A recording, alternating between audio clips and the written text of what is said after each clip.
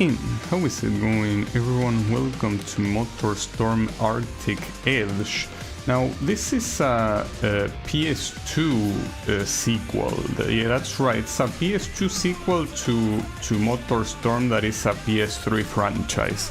Released in 2009, 3 years after the PS3 already released. So you might be thinking why. Well, I'm thinking the same thing, but apparently they thought it was a good idea, so why not? Technically, first they... Oh wait, you can put lowercase? Hold up. I'm gonna put lowercase. Fuck, I didn't mean to do that. Here. There we go. Technically, they first released a PSP version, and then they released this later on. So I guess since the PS Vita wasn't really a thing there, they, you know, had to use the PSP. And then since I guess the PS2 is similar enough to the PSP, they released a PS2 version, which is this one. So it seems that the game is largely very similar to how it is in the other games. It has a festival mode. It's just that here the focus is on ice environments, right?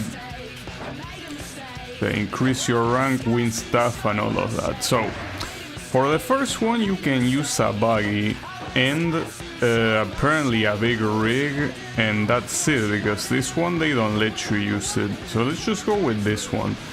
Here I actually check, and you can customize the skins of the cars. Like it was Need for Speed, right?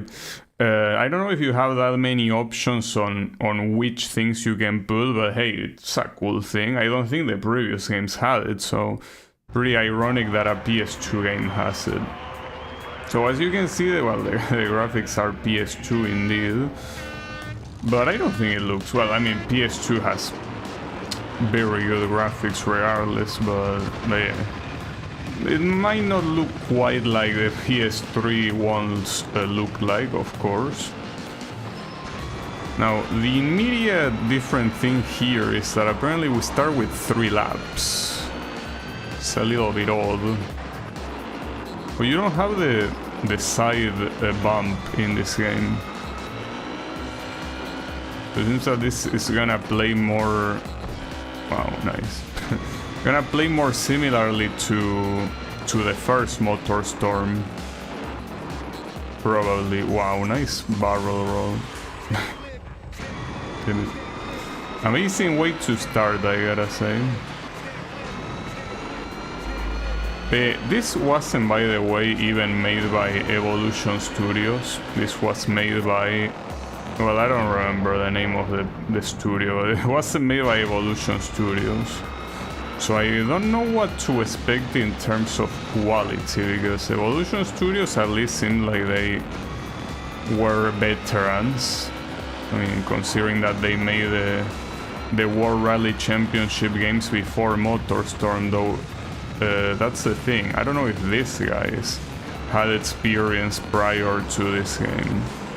I didn't really check. Maybe they did. I mean, I would assume they did. Like, probably wouldn't want to give a group of, you know, rookies. Well, then again, considering that this game was meant to be on PS2, that at that point was kind of like a dead console. Well, a dead console unless you were in a third world country like mine, but the point is that in the market that they were aiming for, it was a dead console. So because of that, yeah, I guess even if they give it to rookies, it doesn't matter much.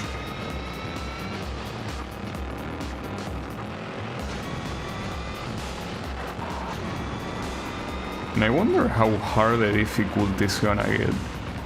Because so far, doesn't seem to be an issue. That's because it's the first events, and we already saw that in the first events, neither of the previous games are hard.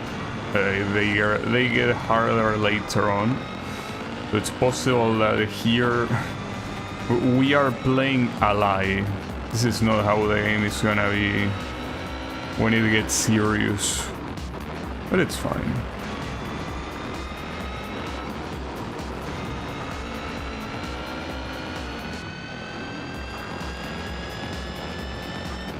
So you're allowed to do a lot more boost than I think.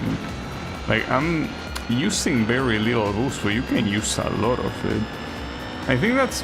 I mean, well, it's probably simply because that's how they made it, but I guess if you want an explanation, is that since we are on an Arctic place, everything is like super cold, so your boost gets, well, cool.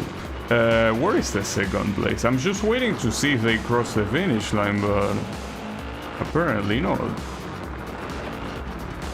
Alright, well, that's odd. I mean, I knew it was gonna be easy, but that easy? Like, that's at least 10 seconds of difference.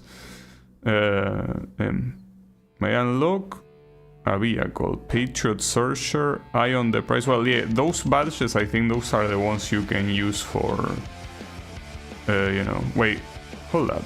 It says that I have 0 stars. How do I get a star? I don't think you get it here. Alright, so here you can either pick a bike or a rally car. Well, my camera is kind of looking on the top left. It says rally car here. Yeah, I guess we can do that. Also, the loading is very long, so if you allow me, I will just try to fast forward the loading, because I'm not a fan of waiting, you know. I'm kind of a little bit against waiting. And yeah, PS2, a lot of games in PS2 have very long loading times. Well, that's kind of like what PS2 and PS1 largely had. A lot of games took a long time, and that's mostly because of the technology they use. Like, those discs are not particularly fast to read, right?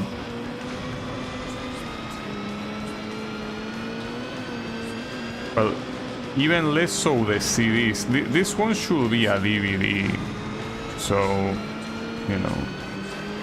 Well, I don't know in terms of reading speeds how it is. I mean, obviously DVDs have more capacity to save stuff, of course, but yeah, I don't know. I'm assuming it's also faster to read, though. That might depend more on the device that reads it in the console, right? Rather than the DVD itself.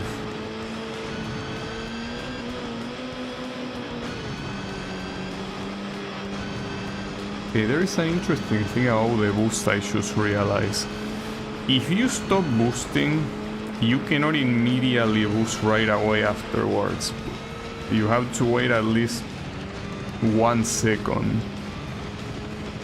You can, I mean, instead of doing that, you can just keep using the boost, but there are some times where you don't want to use the boost because you know that it will like drive you up against the wall, right? So not a good idea.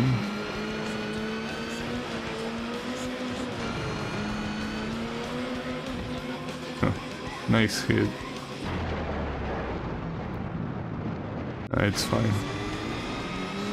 Now it seems that here, I'm not sure if this is an emulator thing, but the reflections in the eyes are a little bit exaggerated. I get that they are trying to flex, like, look at how nice this looks, but I'm not sure if they look the way they should look. That, but yeah, maybe it was like that in the original game, and not really an emulation problem. Who knows?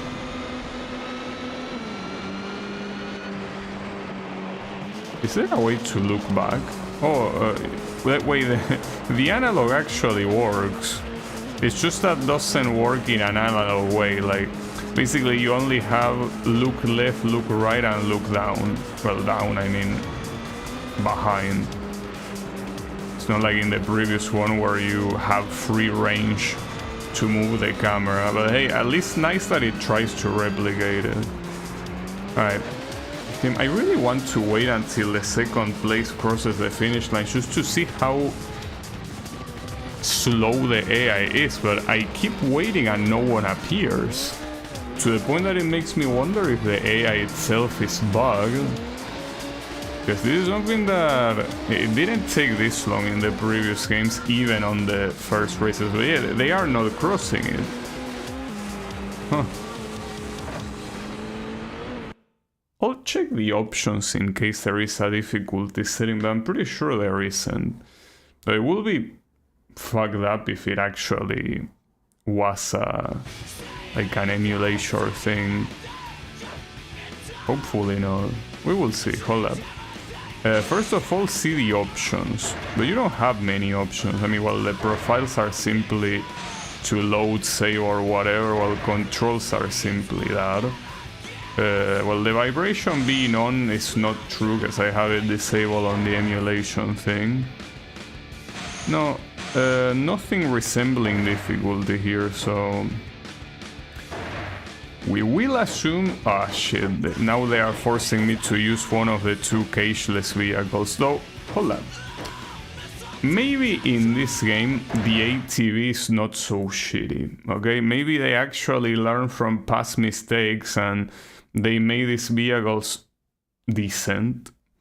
Though, that being said, even if they did, it's gonna be hard to tell because you can tell that the opponents are not particularly trying.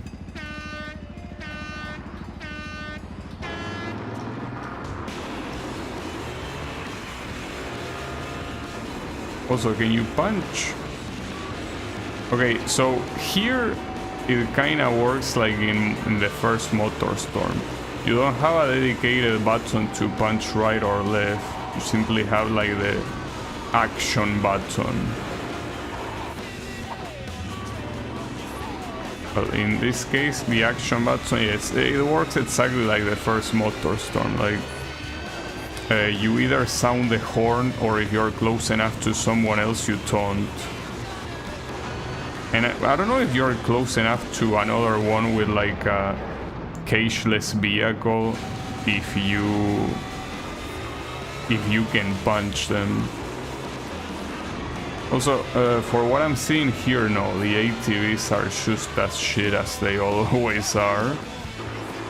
They didn't change them.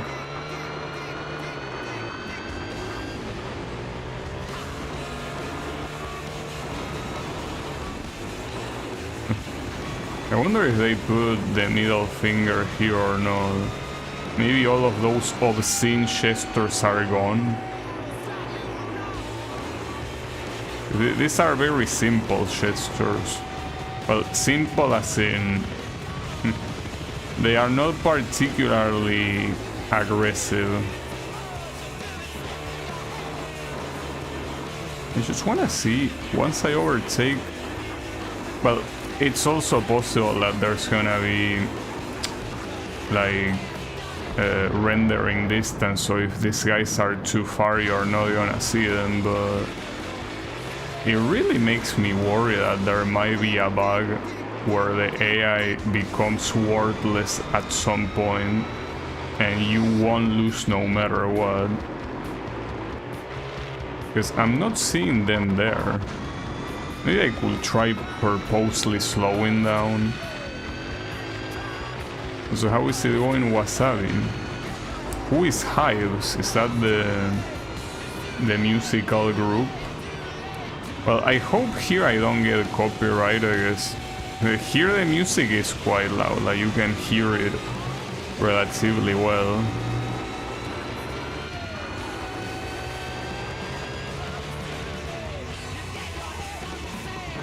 The band that made this song, the song name is Tick Tick Boom. Well, I just hope that YouTube doesn't want to do something about that, I guess. That will be an issue. And I'm pretty sure it's gonna be fine. Alright, hold up. Is there really no one nearby? I don't even remember where the finish line was. I think it was here, wasn't it? No. Not yet, but how is it possible that there's not a single driver? I'm starting to get worried. Like maybe the game simply doesn't work properly. Alright, that's the finish line, so hold up. Let me not cross the finish line and see if I see someone approaching. At least. But I don't see anyone. Huh. That's odd. Like, because you will think that at this point they will already be here, but no.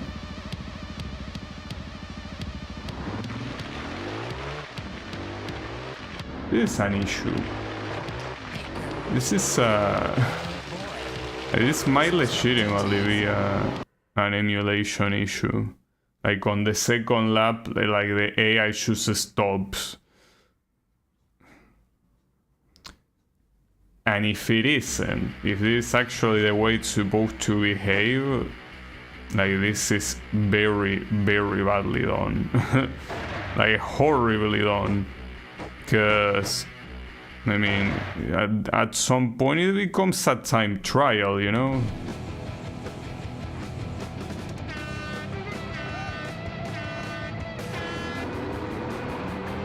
Oh, this song I recognize it. This song was using Asphalt, I don't remember if it was 8 or which one. I think it was using that game. I didn't like it, but I do remember it because it sounds so stupid. Basically, the chorus says I can go with the flow. And I'm not sure why they think that that sounds cool. Because they sing it as if it sounded cool, right? Oh, just say I can go with the flow. In a way that they kind of rhyme go with flow. Like, that's the thing. Like, that's so lame. Like, what kind of rhyme is that? But it was in an Asphalt game, I'm pretty sure.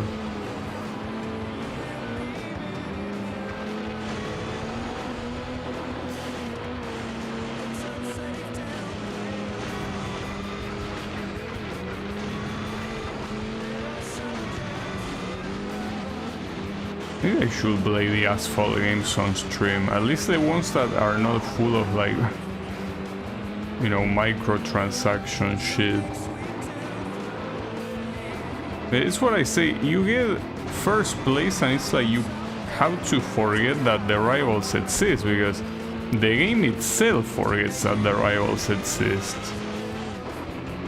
You can see that here I'm not even trying to go fast. Like, do they just disappear? You overtake whoever was in first place and they despawn? Is that what happens? Because otherwise you will kinda see them behind you, even if far away. But according to the compatibility wiki, this game didn't have any issues, so again, it most likely just works like this in the actual game. But that's so weird, because as I say, not even the first game did this. Well, not even the first or the second one, because the second one, on the first races it was also very easy, but not even that game like gave you, like, I don't know, 20 seconds of advantage or more like this game does. Like, at most it gave you, like, what, 5 seconds? I mean, 5 seconds of advantage is a lot in those games. But apparently for this game, no, 5 seconds is nothing. Weird. Well, I just hope that at least the difficulty picks up at some point, because doing races like this will be very boring. obviously will be quite boring. Yeah, we will see what happens. Doesn't it even seem that... Oh, here, okay. So that's the final race of rank 1. Here we're getting into rank 2. So maybe... Well, rank was a concept in the previous game, and obviously the higher the rank, the harder the races were. So maybe this one is actually gonna be slightly harder. Maybe not. I don't know.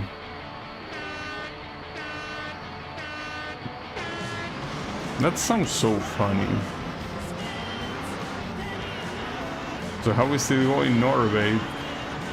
No, I don't think it's an emulation thing. It just seems that they, you know, were afraid to make the game too hard or something. Maybe they made it super easy because they expected the player to suck at maneuvering on a PSP. It could be that. I think that it's simply that wanting to make different ranks as this game has, they were like, okay, so how can we make the lower ranks different? And they were like, oh well, let's just make the AI slower and slower. And they didn't take into account that rank 1 was basically, I don't know, disabled tier. Because I cannot imagine anyone, even someone that is playing a racing game for the first time, losing at rank 1. Because it's like the... Like, yeah, the game doesn't do anything to try to make the AI be close to you. But you know, I don't think it has to do with this thing, the spawning them or anything. Well, as you can see, there were already some vehicles behind.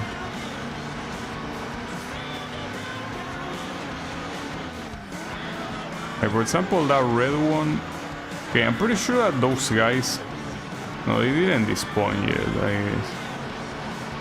But no, I don't think it has to do with that. But let's just see. Alright, right there they aren't being rendered, okay? So let's say if we slow down a little bit more, if they appear again.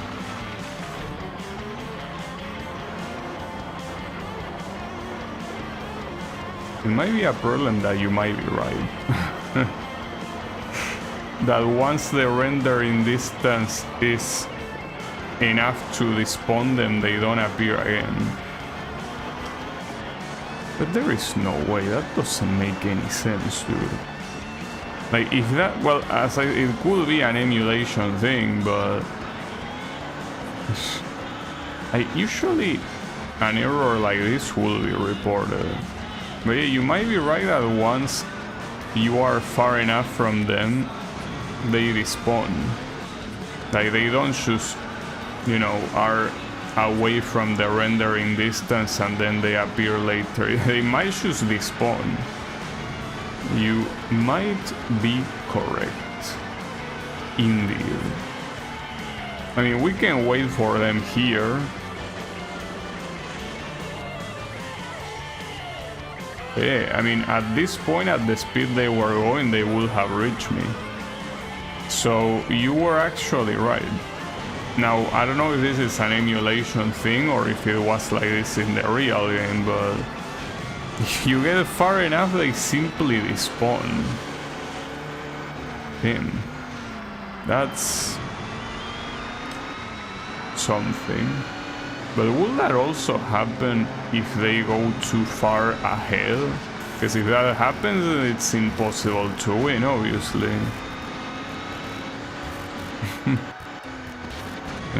That's wild.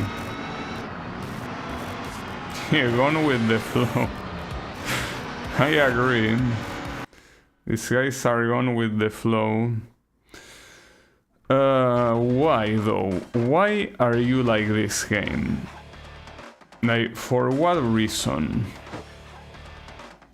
Well, at least here we do have... Wait, is this a... Oh, I guess it has like... okay, so this is like in Pacific Rift, where some events have a side objective, and that side objective unlocks another event. Okay. So they do take things from Pacific Rift.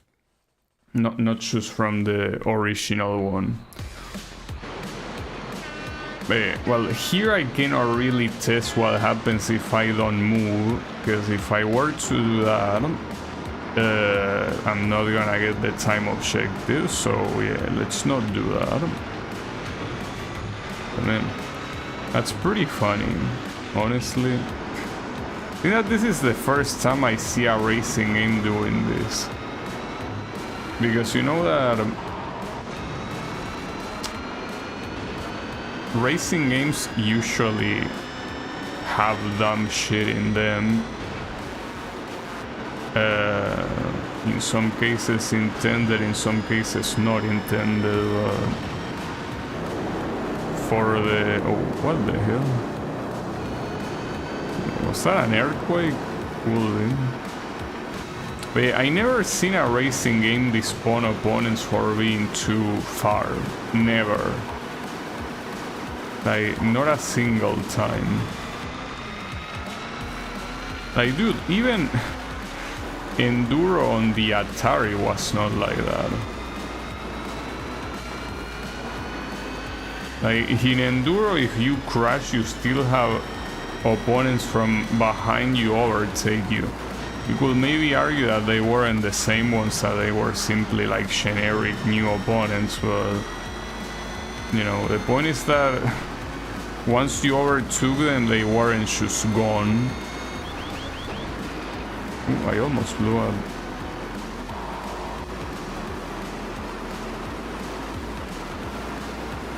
Well, these guys did not despawn here, so they are still in the race. And that's the reason why I thought it was weird, because you can tell that their AI, as long as they don't despawn, they get pretty close to you, right? Like, they are not like super slow. If they do despawn, it's like, it's not like they are gonna be slow or not, they simply will disappear. I probably should Google this, like... though I don't know how many people even play this game, you know? Like, the MotorStorms that people play were the PS3 ones, as you would expect. I think the most popular one is most likely Apocalypse. This one, I'm not really sure. So I don't even know if there will be many things on the internet saying that. At least I hope that in the higher ranks that doesn't become a thing, because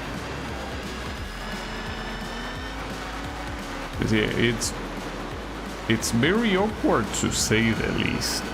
Very awkward. Hey, an opponent is just casually despawning. I remember some PS1, well, basically most games in general have rendering distance, right? And once something is far enough, they are not rendered to save resources. And of course, racing games are no exception. But one thing is not graphically rendering them, and another thing is just basically programmatically removing them. So yeah, that seems like a little bit weird. Also, this game has the temperature gimmick from Pacific Rift 2. Then it has this checkpoint shit. Same rule with the 15 seconds here.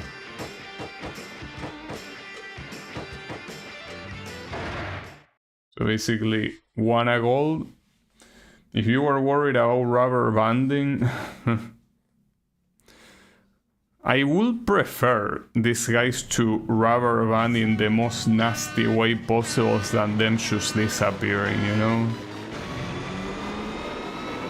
Like, I would prefer them having the rubber banding from the PSP version of Ridge Racer, the first one, that when you get to the final tournaments you can literally see them rubber banding. Wait, what am I doing? Am I going... Wait, did I miss a checkpoint there? Hope not. Yes, I don't think this game even has a logic for picking a checkpoint ahead of another one. Maybe it does, and maybe I didn't miss anything. Well, you can tell that the checkpoints seem to be very far apart from each other. So maybe I didn't miss anything, but a little bit odd.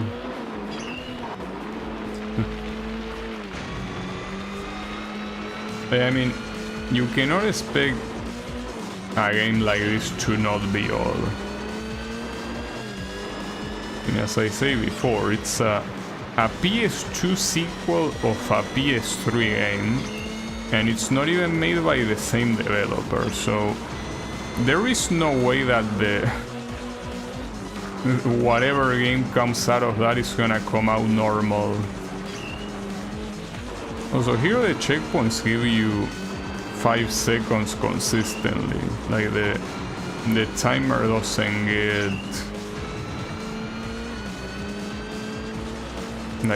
get shorter, right? Yeah, well, short. I mean that they don't give you less seconds.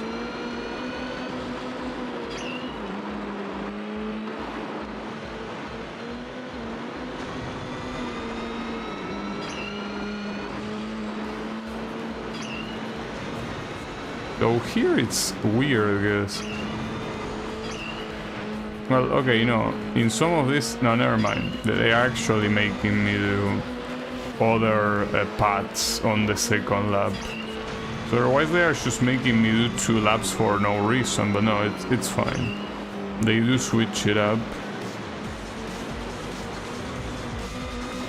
And there it is. Well, here, obviously in these events, it doesn't matter if the opponents disappear or not, because there are no opponents. So, Widowmaker. I mean, I'm not married, so I'm not making anyone a widow, don't worry about it. So, this is a new type of vehicle, Snow Cat. And well, the Snow Plugger is supposed to be the Mud Plugger, but yeah. Pretty funny. So I'm assuming this one replaces the monster truck, since Big Rig is a category in this game. Pretty funny.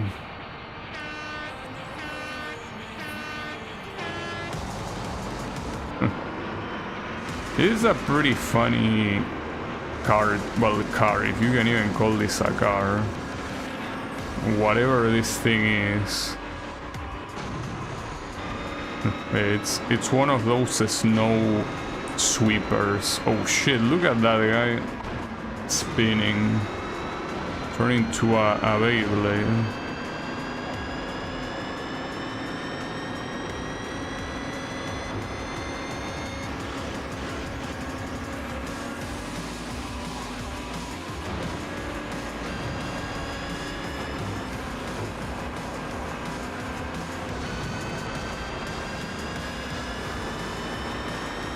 And the PSP version, I'm assuming that it's not much different, right? As well, aside from the fact that it's gonna look like lower resolution, most likely.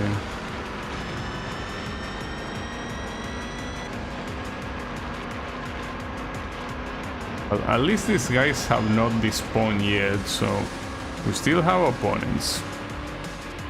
For now. For now, opponents is... Well, that was an obstacle. I thought it was like a soft obstacle, like something you could crash against. But when I say crash against, I mean that you could, you know, like push, right? like essentially a decoration. Okay, I just want to check to see the moment they despawn. Like, I know it's probably annoying for me to constantly change the camera to look back, I understand, but I'm just curious, because as I say, it's the first time I see something like this happening. It's insane.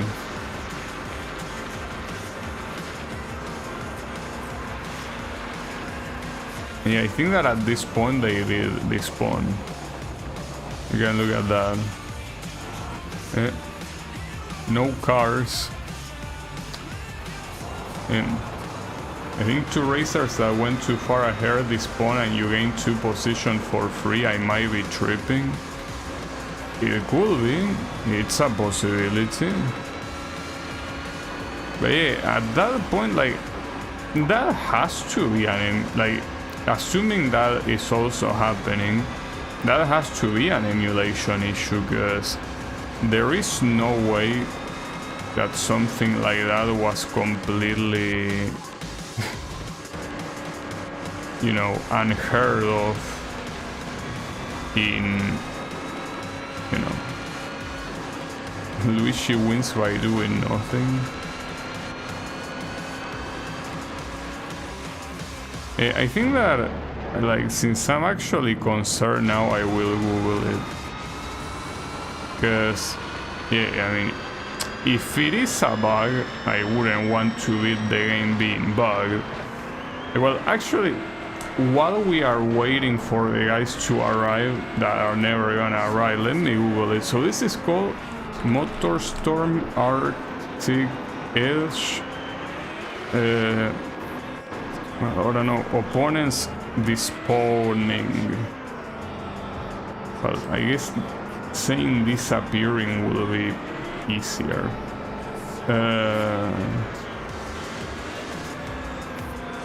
Yeah, the thing is that no, there's nothing on that. So unless this is like a, oh wait, they arrive. I didn't realize they arrived 30 seconds later, so they are not despawning, they are simply... But I don't understand, because there seems like there is one point on the race where they are like, okay guys, like full on the brake pedal, because otherwise it makes no sense. So they are not despawning, well at least we have confirmation of that, but... like, I understand these are the first ranks, of course, so... But there's also a new vehicle type, Snow Machine. It's interesting. So basically the racing track was most likely replaced by this. And this is the replacement for the monster truck or something. I was indeed tripping. Yeah, but I mean, I don't blame you, because like these guys are going significantly slow when the third lap comes. So that means that the AI most likely follows the same logic as Pacific Rift, which is basically going faster on the first laps, and when the third lap comes, well, the third or like the last lap comes, they slow down, but they kinda exaggerated here. That's enough sniffing paint. It's never enough to sniff paint, you know? Always necessary.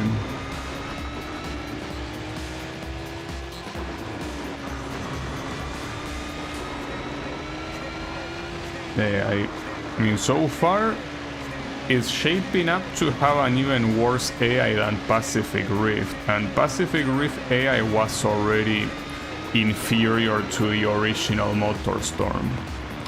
So, yeah, I'm having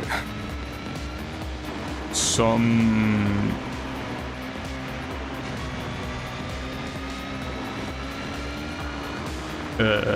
doubts about this one.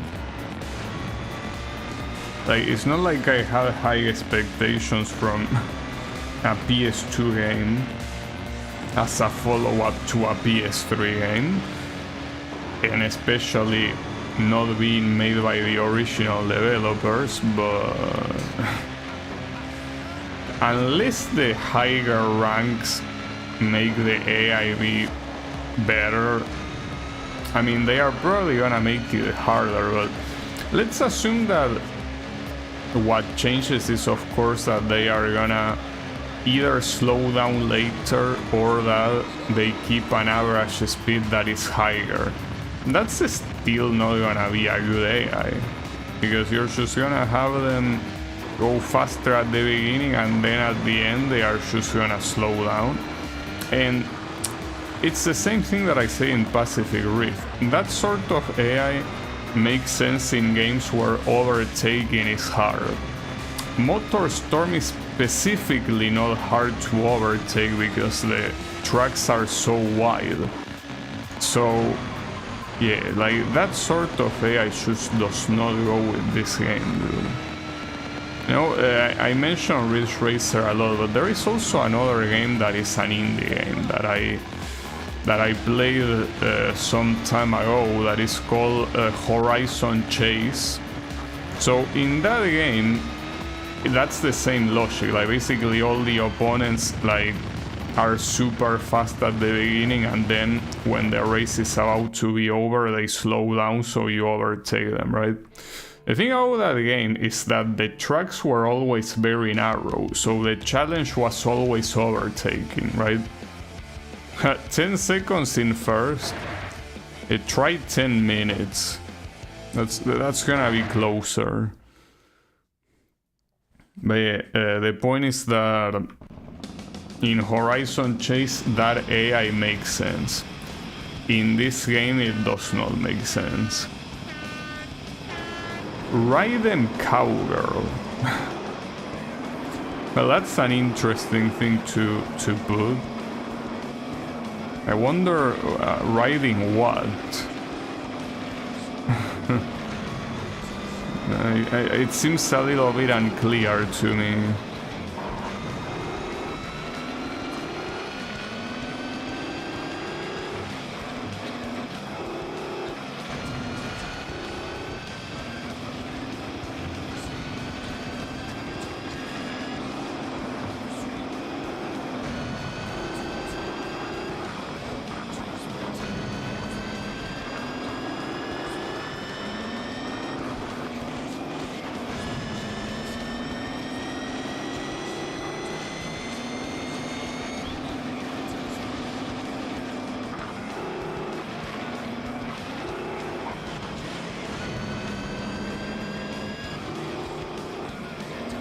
Pretty nice aiming.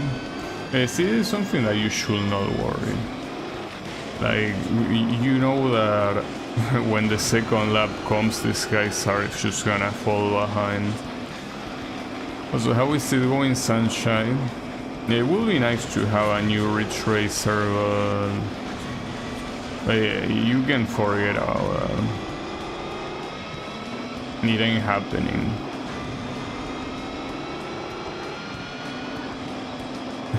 Unless Namco sells the right of the franchise to another company, but the thing about something like Ridge Racer is that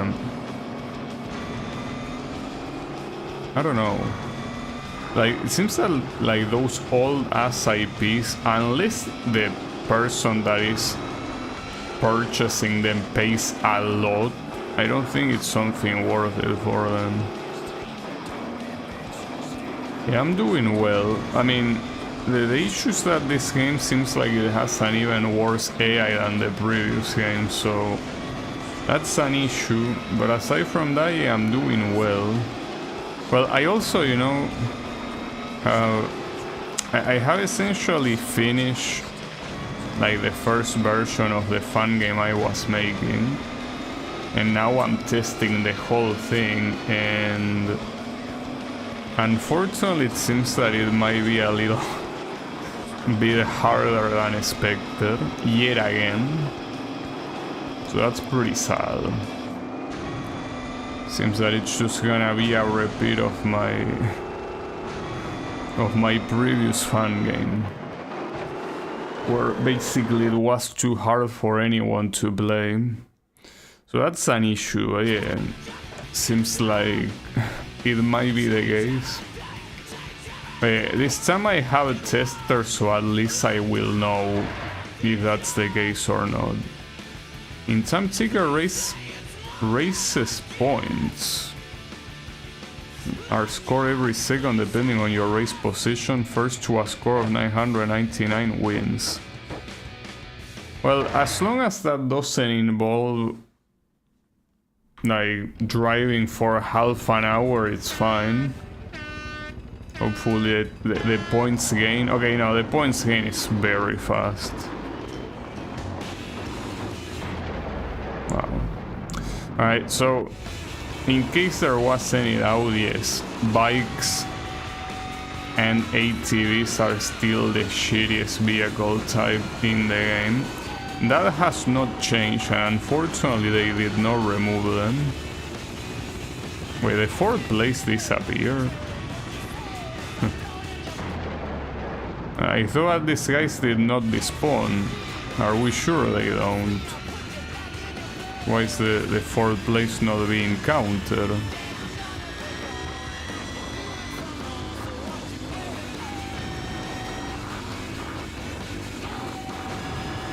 Seems that the point difference is not that big. And get kicked. Ouch. Instant karma.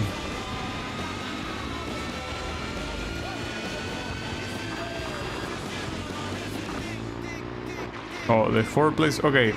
So the fourth place doesn't appear on the screen unless you are the fourth place. That's a little bit odd, but sure. Also, I cannot stop crashing or falling or anything like that. And I really cannot wait until the day they fucking remove this shit from the game, like the bikes and the ATVs. Something tells me they are not gonna do it.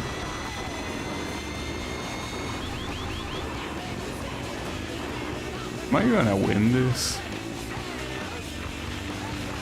Oh, I will. So this event seems that it's pretty easy to lose, because the points get gained pretty quickly and the AI doesn't shit the bed until a lot later, right? Alright. This is a regular race with the snow plugger. Sure. I really want to get into the higher ranks, because so far, like, these lower ranks are a little bit shit, honestly.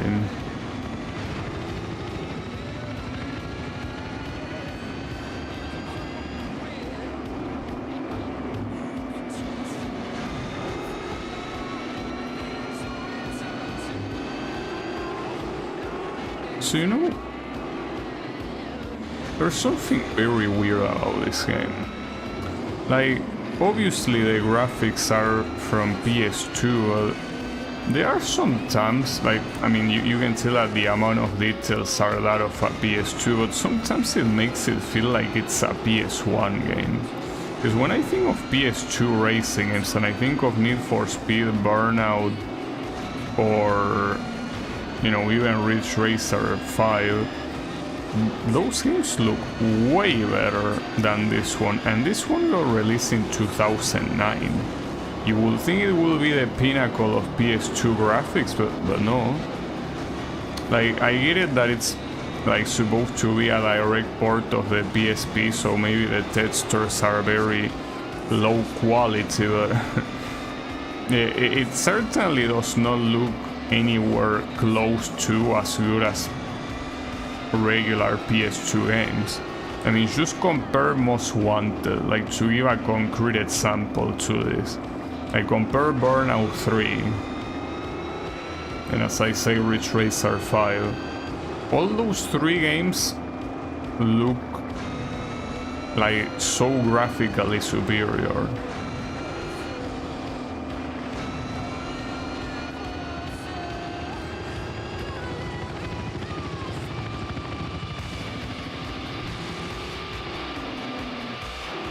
But I feel like if they were gonna release it on the PS2, they could have at least tried to make the graphics look more like a PS2. Because right now it really feels like I'm emulating the PSP version. The Ridge Racer 5 was a launch title, which makes it even sadder. Like Ridge Racer 5 was one of the first games, and this one is one of the last games. And this really has to be one of the, at least of racing games that I remember playing on PS2. I think this might be one of the worst looking ones that I remember.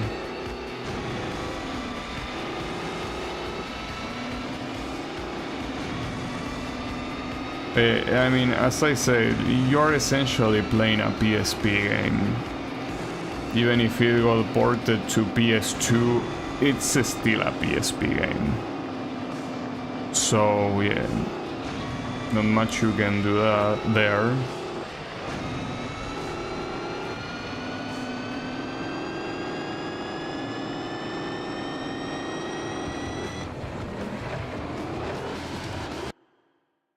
Alright.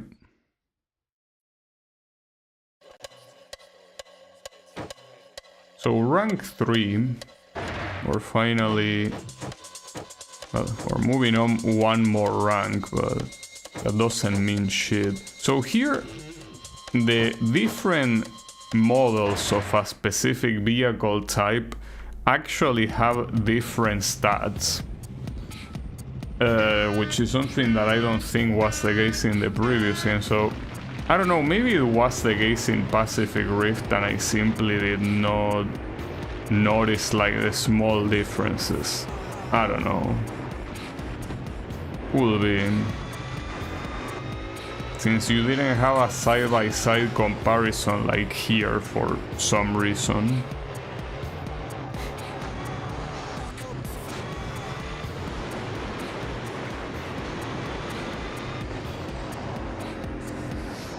Now here it seems that they have like the water as a coolant, but I think that there is absolutely no fire, which I mean I guess it makes sense being in the middle of the Arctic zones, but it seems that there will be no fire. You can use a lot of boost, so it seems that the coolant is a little bit overkill too.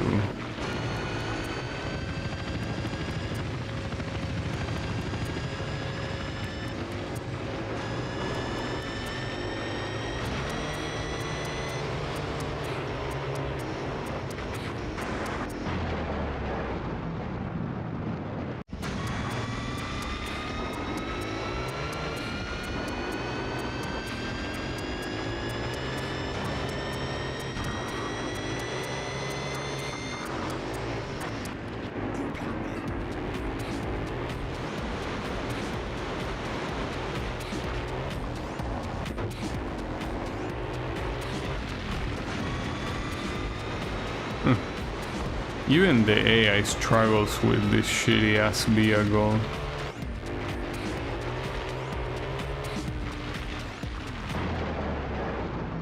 It's a shame to know that they probably will not disappear for the rest of the series. We still have to suffer with them. But I don't understand why they make them so bad. Like, it's inevitable that they will be weaker than other vehicle types, but why would they be so much more unstable as well? You know?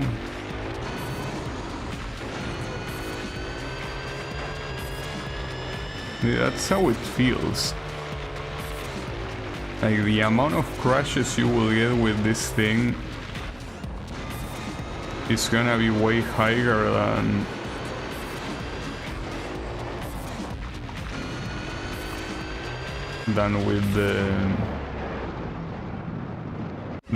with anything else, really. It doesn't matter what other vehicle we're talking about, it's gonna be way more stable than this one.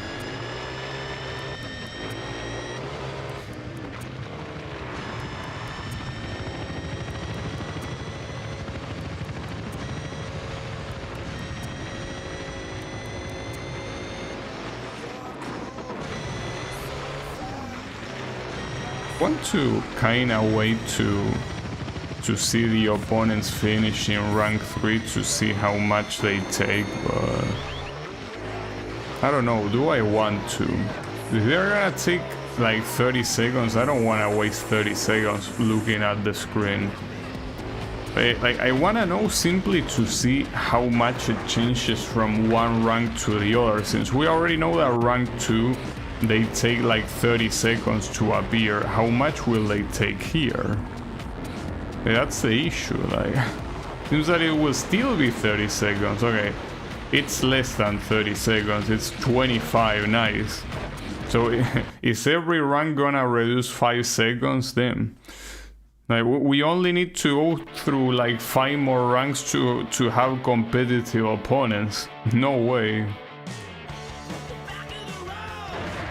Yeah, pretty messed up. It's fine, I don't mind. Well, I do kinda mind, but it is what it is.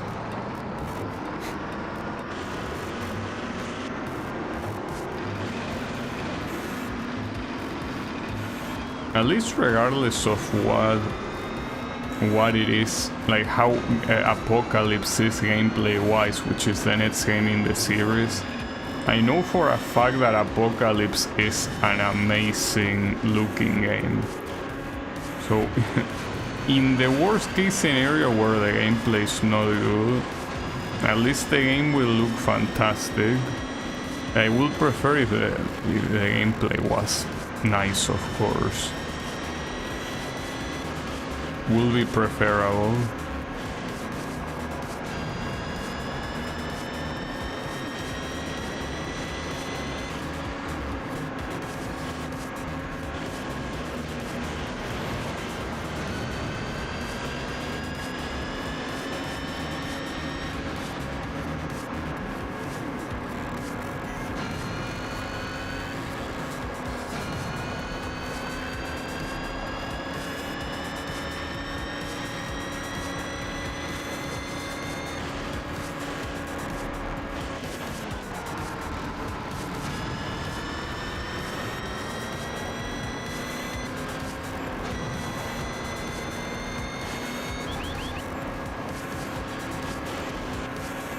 Also, the little beeping sound that happens when you're about to blow up sounds so funny.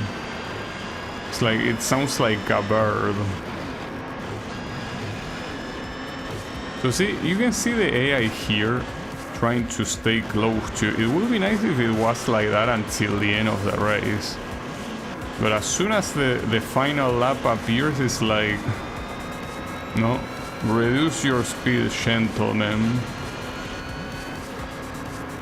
We cannot go that fast.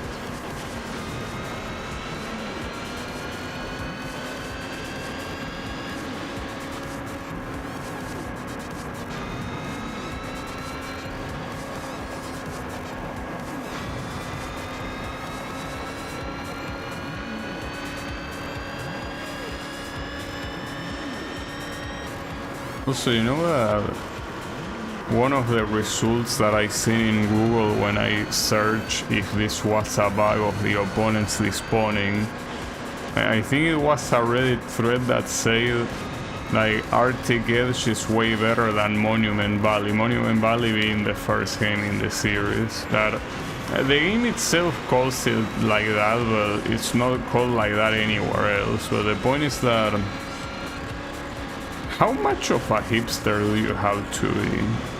Like, I will consider myself a hipster sometimes, so how could you consider this game in any shape or form better than the original MotorStorm?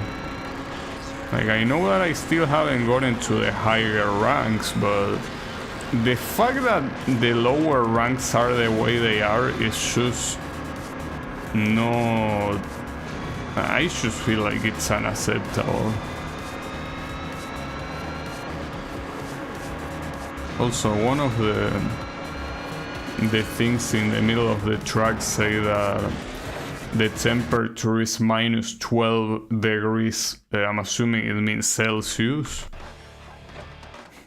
Because minus 2 Fahrenheit will be extremely cold, which I guess it will make sense here, but I will assume they are Celsius. Probably. Maybe. Wait, isn't this the same track that I just did? Yeah, it is. Oh, it's one of these target things, okay.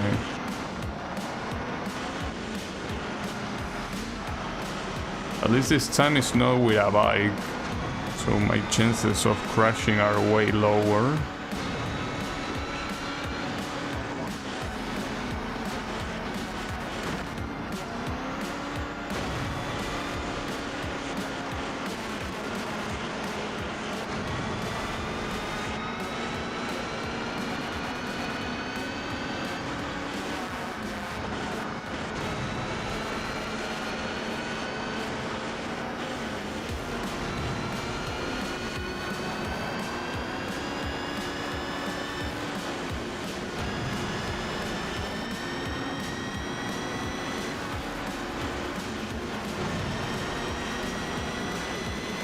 This type of mode kinda makes it seem that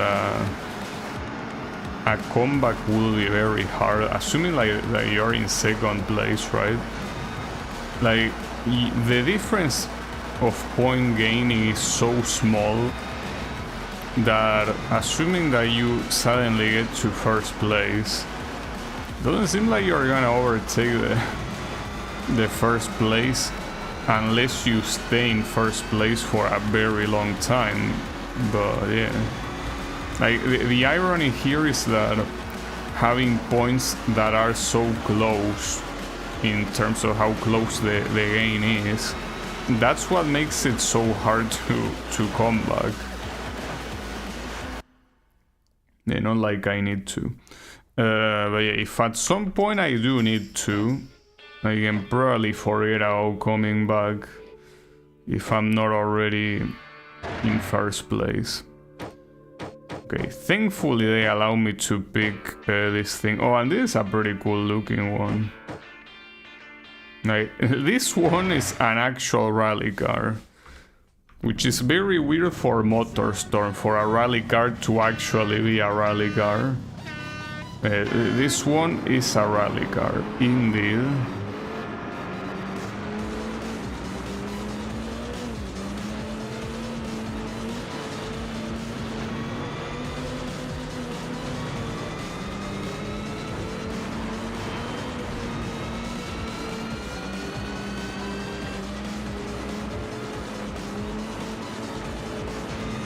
That's a nice corner.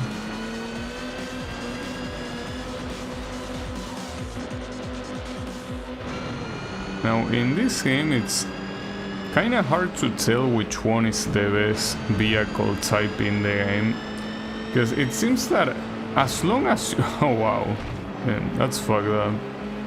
As long as you're not a bike or an ATV, you are like extremely solid as a vehicle. So I don't really think that I can mention any particular one over another one, you know?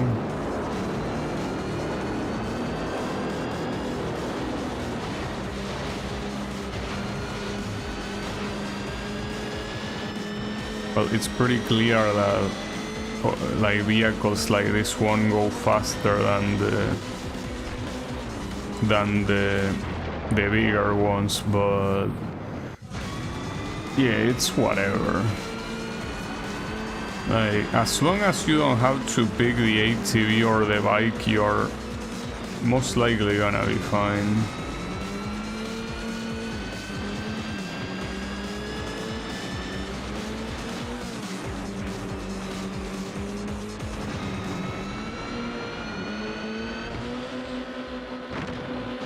Huh. That was a weird landing. So that, yeah, I was about to say the lap didn't change until there, so this is a pretty long track.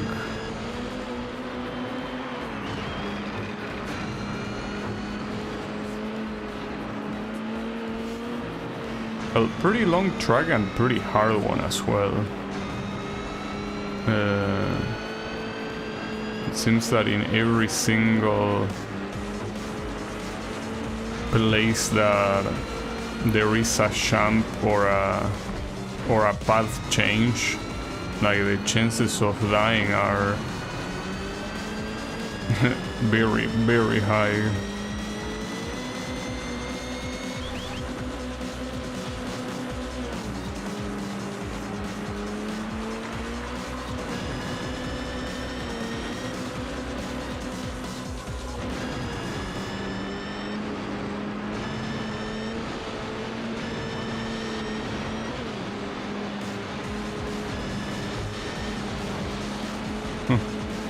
And pretty funny how that ATV like barely got into my, like right to my side, and it got sent flying without me doing anything.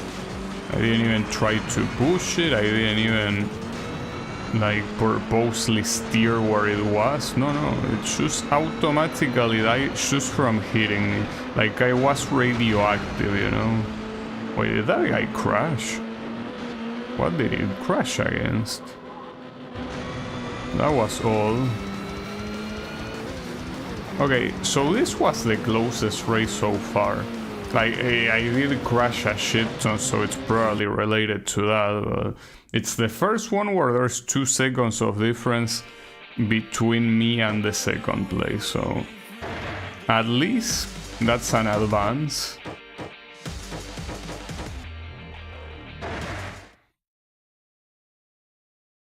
Yeah, I'm pretty sure it was just because of the track being very hard.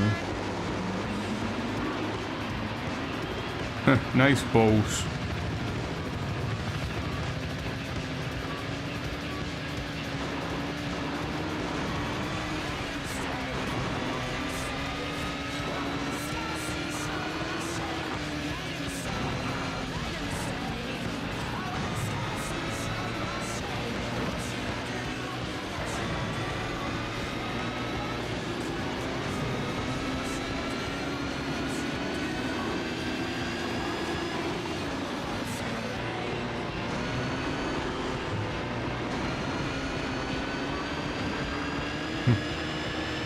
You know, I was gonna, like, when I saw him stand like that, I thought he was gonna do the typical, like, here there is a very common gesture that is like just basically grabbing your balls as a way to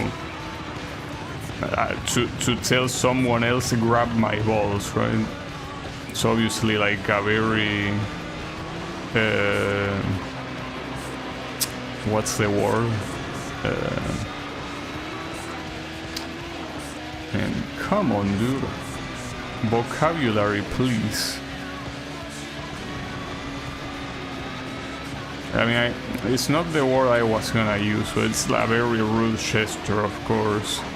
Vulgar, I guess, is what I was gonna say. Like, it's a very vulgar gesture. I thought he was gonna do that. Would have been pretty funny. You know, he simply is like, here I am.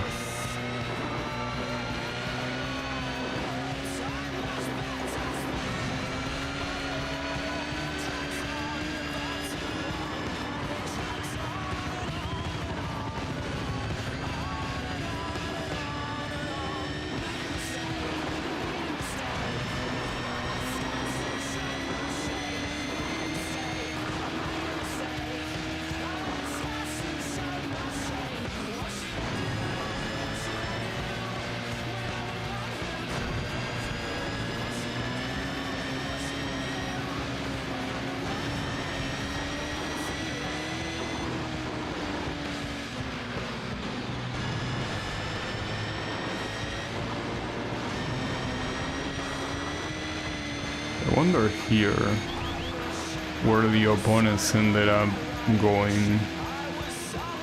Will it also be the 2 seconds of last time, or will it be something else?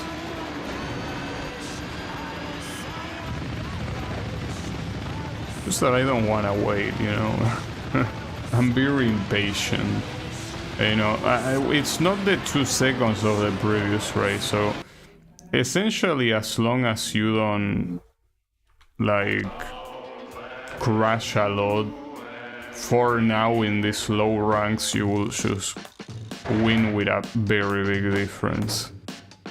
I still haven't unlocked a new buggy. Kinda wanna see how they look like. Alright, so this one is another one of those checkpoint things.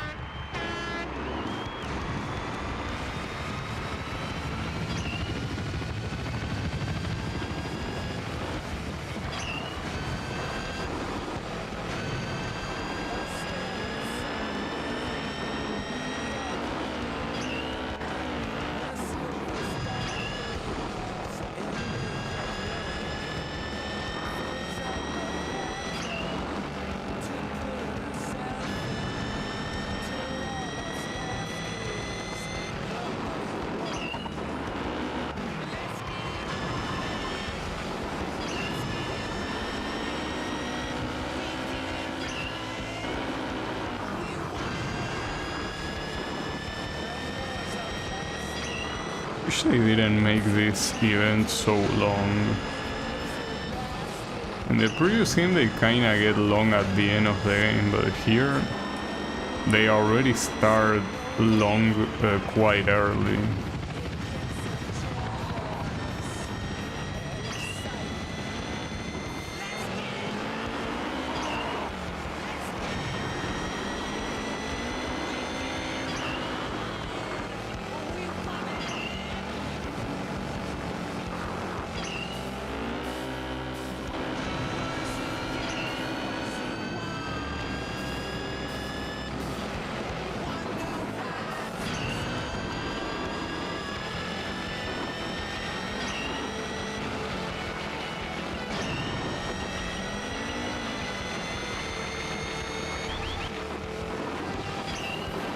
I also still haven't blown up a single time. I didn't really need to. There wasn't ever a situation where I was close to the finish line and I, you know, couldn't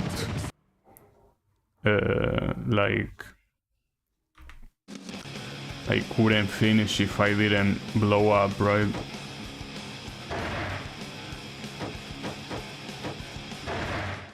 But still haven't blown up. I mean, I could blow up purposely just because I want to. I don't see the reason to do that.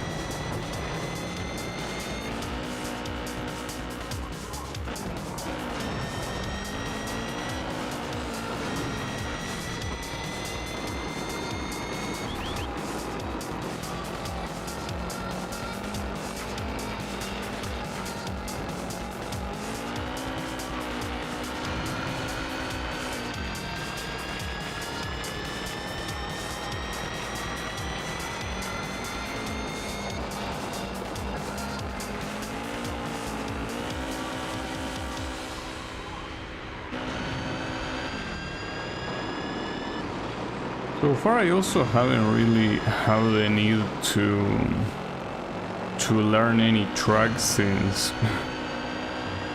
the opponents don't really make you need to do that.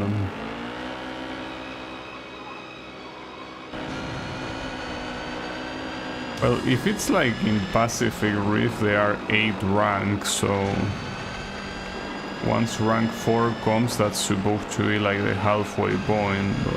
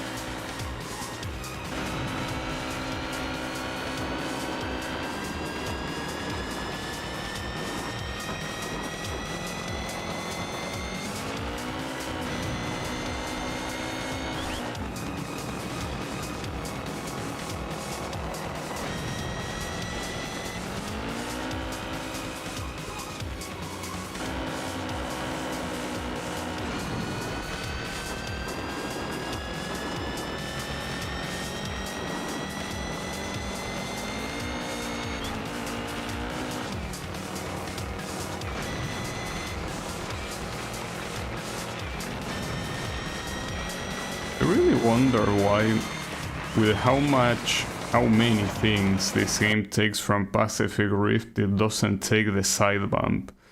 The side bump is so useful, but I guess... Wait, is this still rank... It's still rank 3, then it... Can we move on to the upper rank already?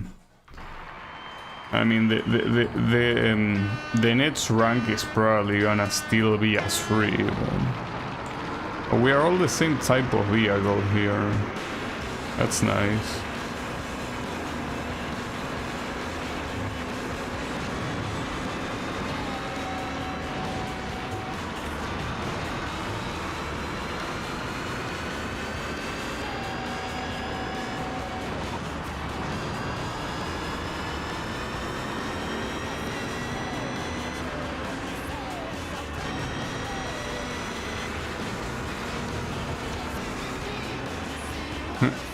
Nice. Pretty cool maneuver. Well, to be fair, a car like this that is new to this particular game, yeah, it doesn't look stable at all. It's a snow sweeper or whatever it's called. Yeah, like the moment the terrain is a little bit irregular, it's not gonna do very well. It still seems more stable than the bikes and the ATVs, but it still is unstable.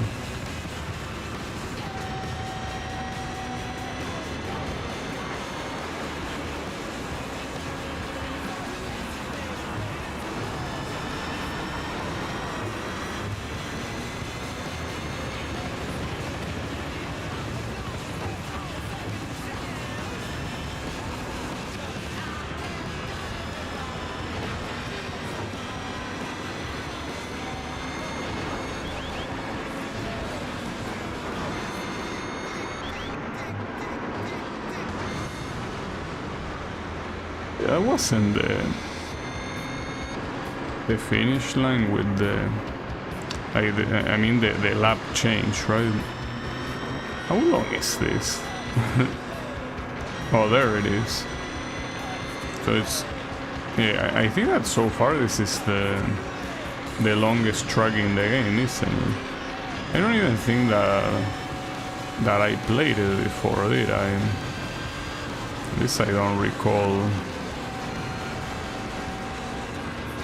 It's hard to tell, guys. Well, I know that the first game was only like the desert landscape, right? But here it's hard to tell the tracks apart because they look pretty similar.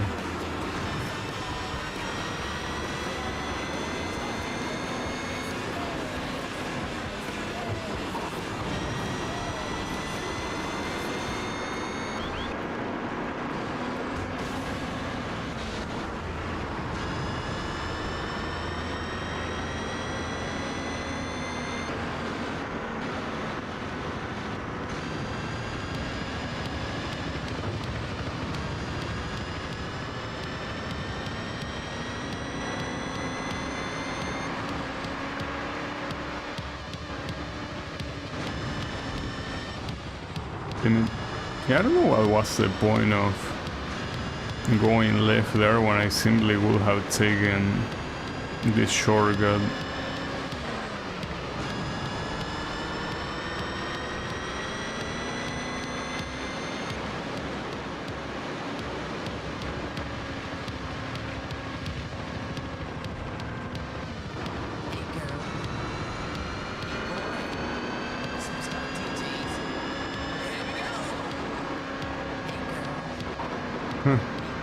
I also recognize this song.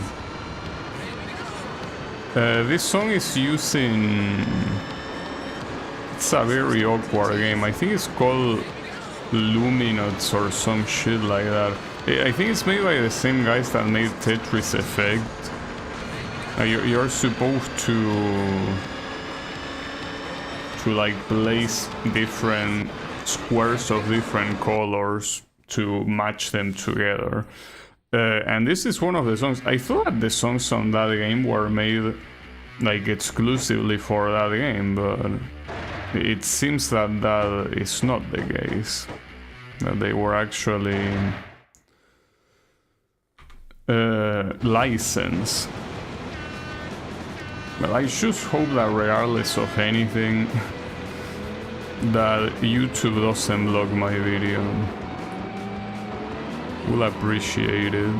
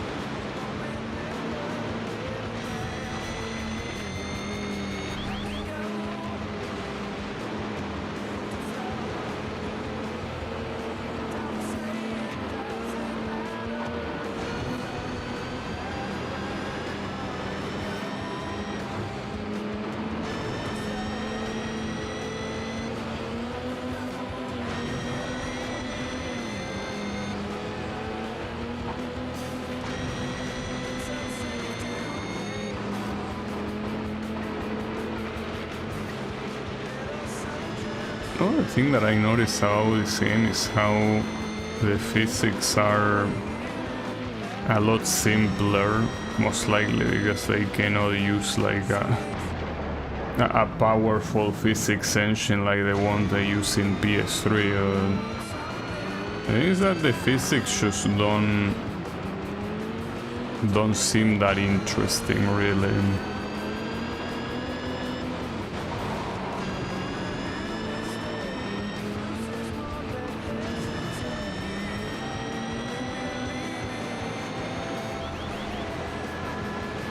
Yeah, some tracks have some very messed up places, but doesn't seem like the physics complement them that well.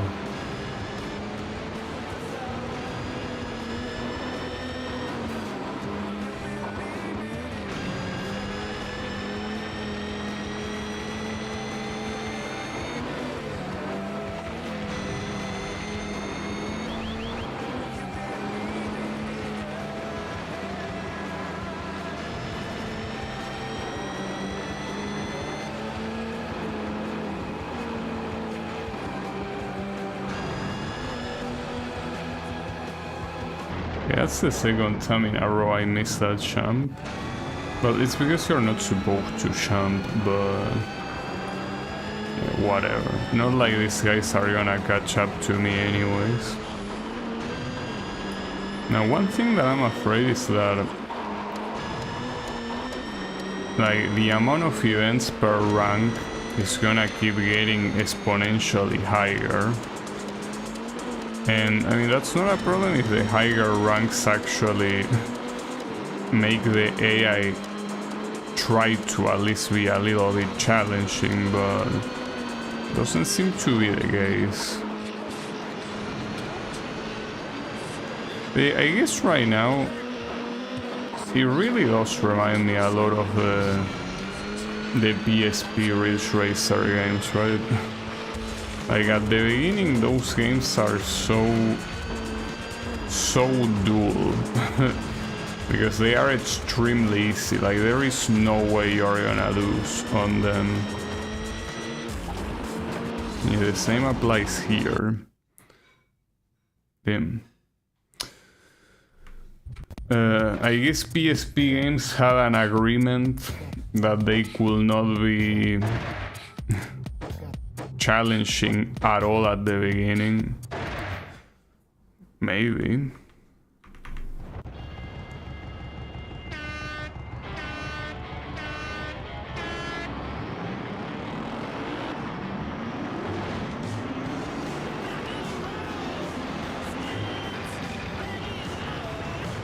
Also, one thing I wonder if this franchise is gonna be able to figure out is how to make it so if an opponent is behind you like that, like they actually make the body like semi-transparent so you can actually see where you are going, you know.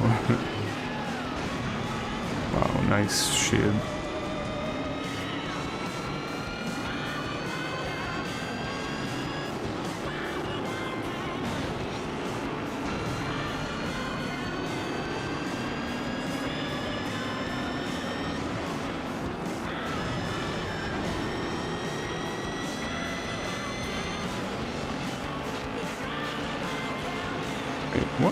What is going on with my wheels? I look at my front left wheel. That one should not even be attached anymore if it's gonna do that. I'm surprised I still have it. Like, at least the rear left one looks a little bit more reasonable. Like it's having troubles, but not at the level of the front left one. The one is just doing... It's defying physics, of course. Oh, also here I just realized that 10 seconds in first involves like 10 seconds in a row. If you get overtaken during those 10 seconds, like that doesn't count anymore.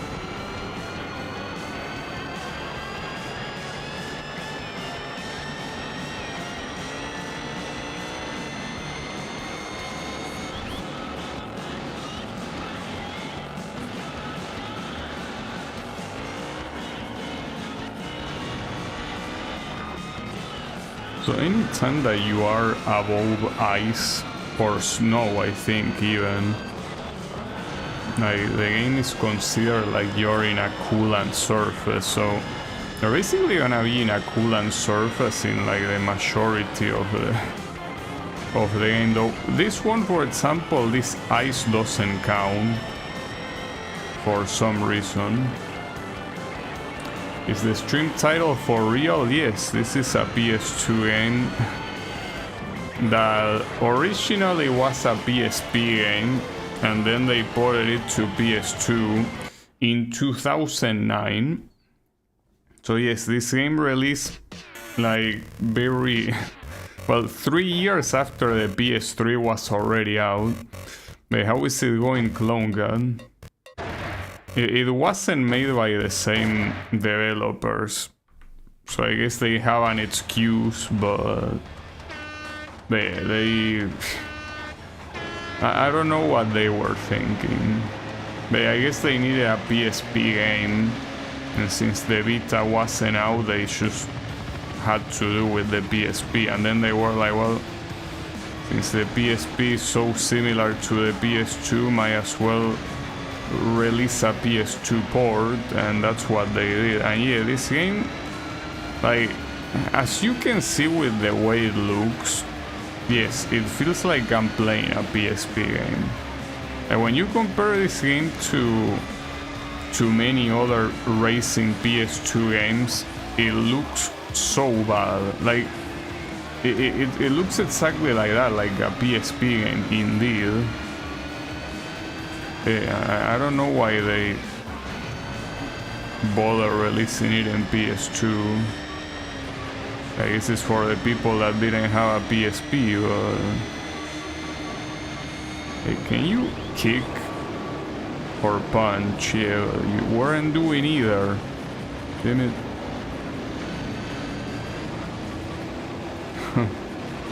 Okay, there you go.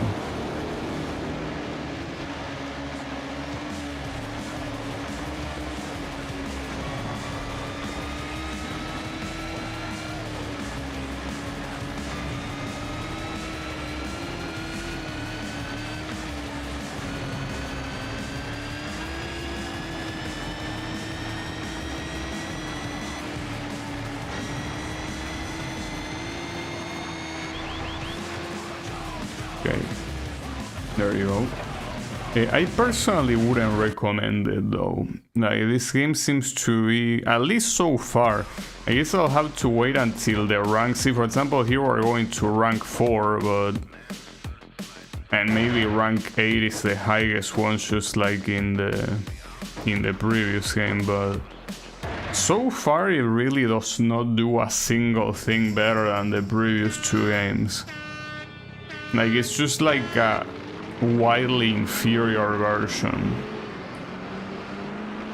Like, you kind of have to look at this as, you know, this is a PSP game and that's it. Like, the gimmick of this game is that you could play MotorStorm in a handheld device. And since back then MotorStorm was like a very good looking game on the PS3, I guess the idea that, oh, I can play like this series on my handheld, like it did sound like enticing, I guess, but I still, like, unless you're playing it on an actual PSP, there is absolutely no reason to play this. I could be proven wrong, but I don't think I will. I don't think that's gonna happen.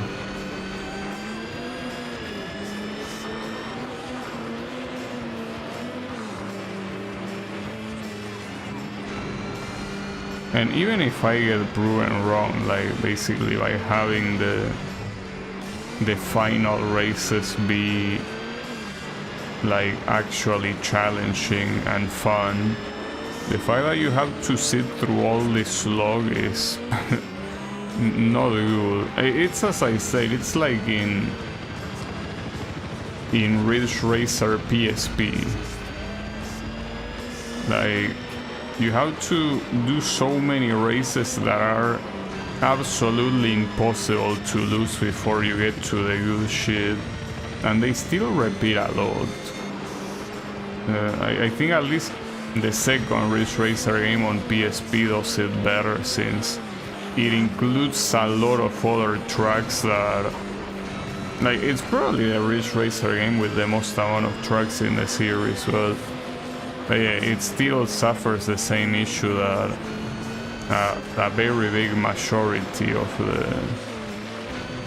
the races are extremely easy, and the real stuff doesn't come until much later.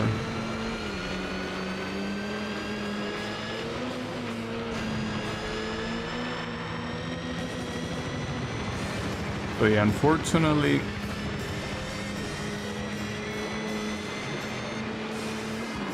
maybe, well, in this case though, I knew that the original was PSP, but I thought that the port was gonna be like an improved version, but it just seems like it's a straight port, which you could say that, yeah, that's a good thing, that's what a port should be, but it's not like it's a port from, like, I don't know, like original Xbox to PS2. It's from a handheld to a home console. So if you keep the handheld quality in the transition to home console, I don't know, dude. Feels like you didn't do something right there. But yeah, it's fine. I guess maybe it should just be considered a spin-off, especially since, as I say, it wasn't made by Evolution Studios, the original developer, so Probably better to consider it like the black sheep of the series. Wow, nice jump, dude. Everyone else was able to do that jump. You didn't. It's a very blinding light of the sun.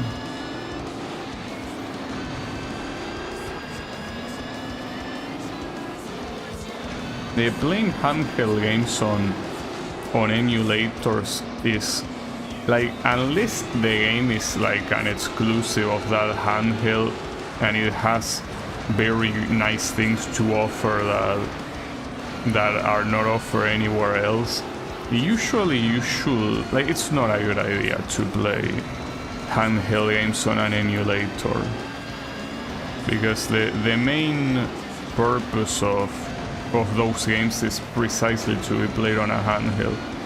And even worse if you play like a Nintendo DS game and it's a game that is very wow, nice corner. I was about to say, if it's like a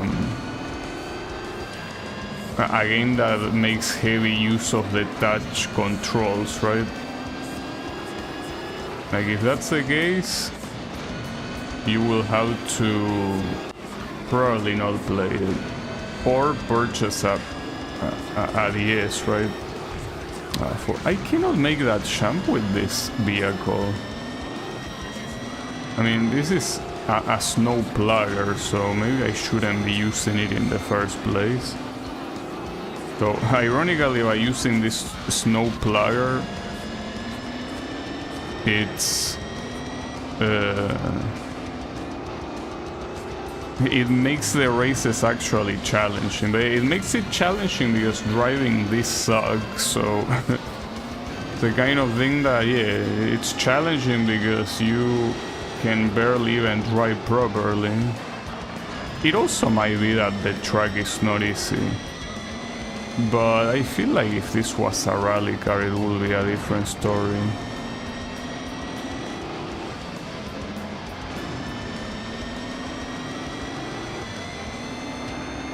Right now this position will be quite bad. I'll switch to, since you're allowed to pick whatever you want here, I'll switch to rally car. Because yeah, this is not gonna be even close to a victory. You can tell that if you do super badly, it's not like the AI is gonna magically still lose. Like, you have to drive decently for the AI to... okay, so basically we forget about this vehicle type. Like, this vehicle type does not exist. I think that it's a nice thing. But yeah, I don't know, maybe with the rally car we're also gonna have issues. See, if it's a hard track though. The thing that surprised me the most was that jump. Like, the AI didn't have any issues taking it. Okay, yeah. The snow plugger officially got blacklisted. Like, I'm sorry, but it's... like, you know... like, if you're simply failing to go through the normal route of a track because you're not fast enough, then I'm sorry, but you do not deserve being picked at all. You should not deserve it.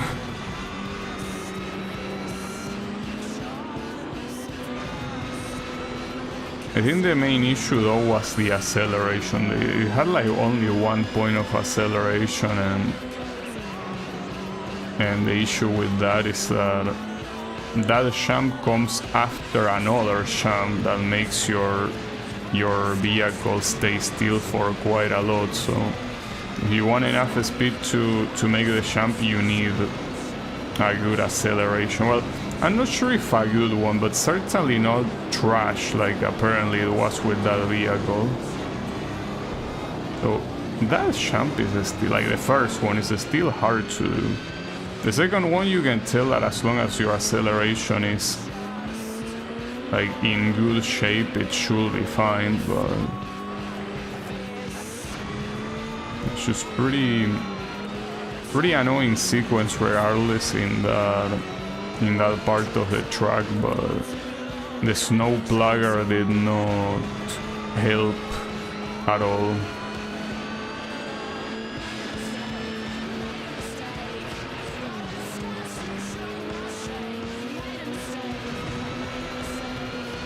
It's a shame because the previous game, aside from the bike and the ATV, I think it did a good job at balancing the cars, but it seems that this game is also gonna throw the balance out of the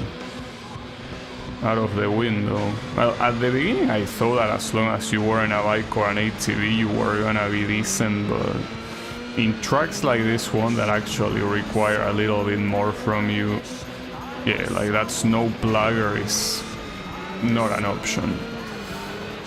Not a viable option. Alright. Man. Well, as I say, if I really wanted a challenge, I could actually pick a bad vehicle, but it's not like it's fun to use a vehicle that that sucks, you know, even if it makes it hard to win. I think I would prefer...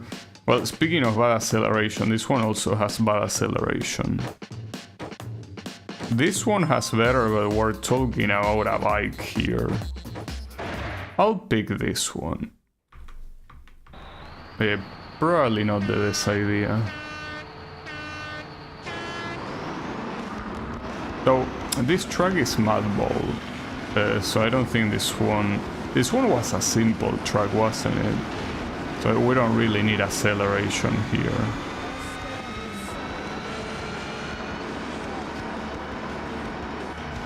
This is also, of course, assuming the stats are not lying, because they could be lying.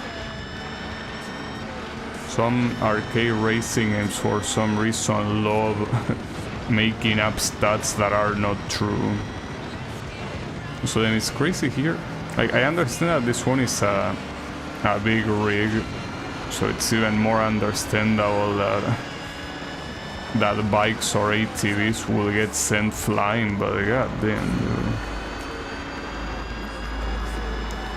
dude. I feel that in this game, bikes and ATVs somehow manage to be worse than in Pacific Rift. Not sure how, but they do, because I feel like in Pacific Rift they could still offer a little bit of resistance. So here it really feels like you're playing Mario Kart and you pick the superstar, right? Like you immediately touch someone and they get sent flying. Well, that's how it feels right here.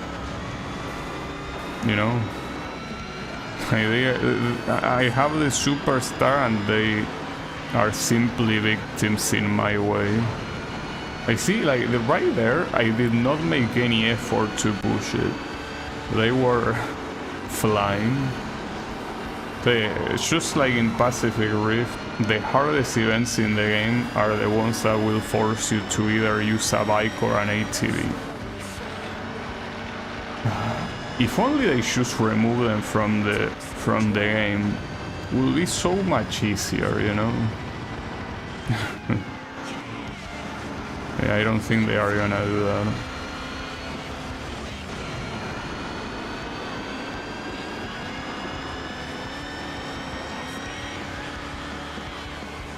Oh, I didn't realize this has a time limit. Should be fine, right? So far none of the time limits I even had to pay attention to.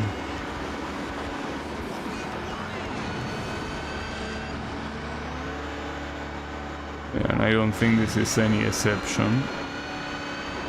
Okay. Oh, that wasn't the finish line. Wait, what's the finish? Oh yeah, it's the one that says mud pool, right?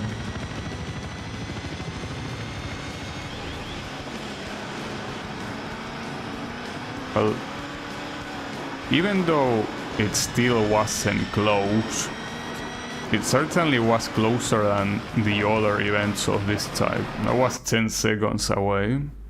I mean, still not a problem for now. Okay, so...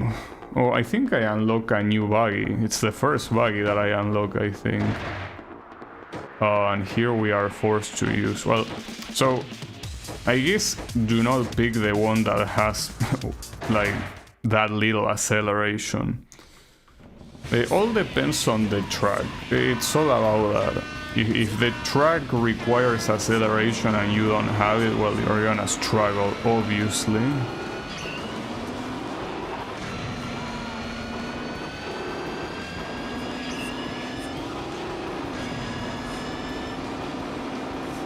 Ironically here, top speed is most likely a better idea than acceleration, so picking the other snow plugger would have been a better idea.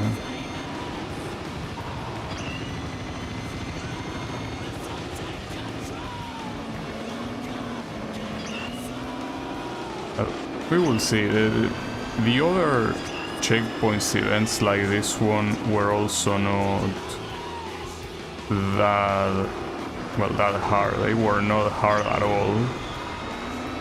This one we will see because it seems that we are mostly below 10 seconds here. Every time that we pass through a checkpoint, we are below the 10-second mark, so that, if we want to get the gold, is obviously not gonna be enough, but it was a rough corner.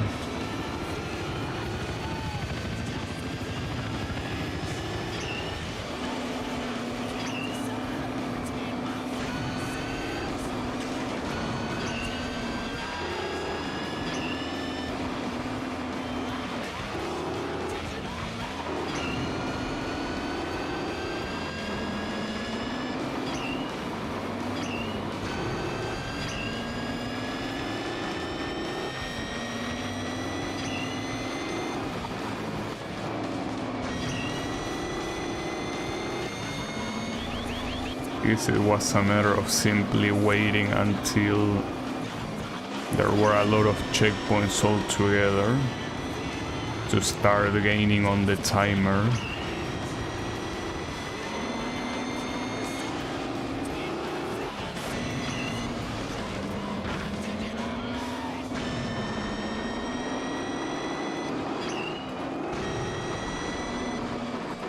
Wait.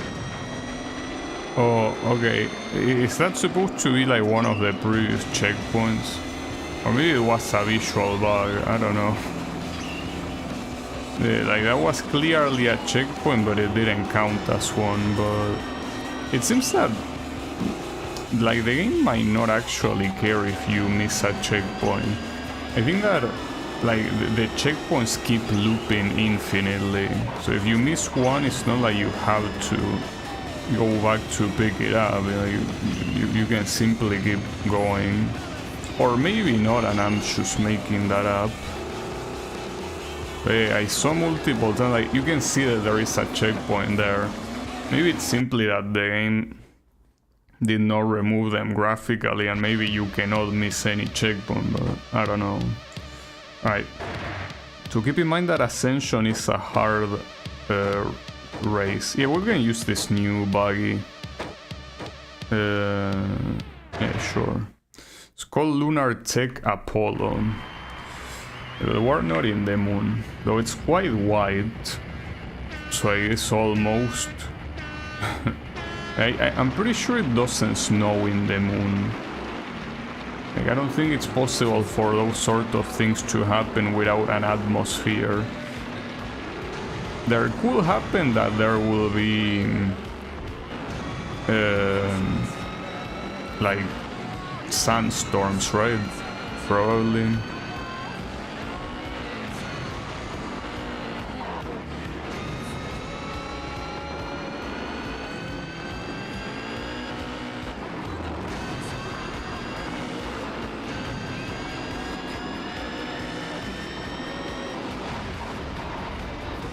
you never been to the moon? How do you know that I never been to the moon?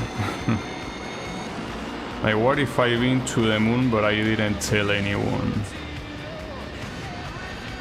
You know? I mean, after all, you know, in Toho, you can reach the moon simply by dreaming. Pretty cool listening. You can just dream hard enough and make it to the moon. Can you believe that?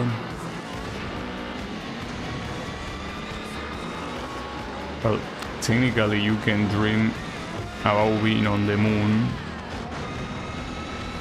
But, you know, according to Toho, you can dream and physically be on the moon. It's actually pretty... that's the way they explain that, right? In Toho 15. You just enter a dream and you get sent to the moon. Pretty funny.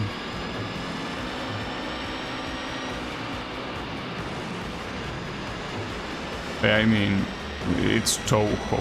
You don't need to explain shit, you know?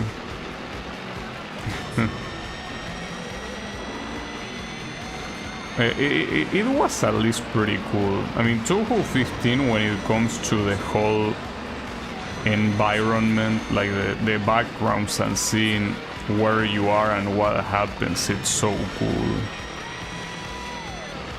You enter like a dream dimension. Like there is a whole stage that is a dream dimension, and on the next stage you are already on the moon.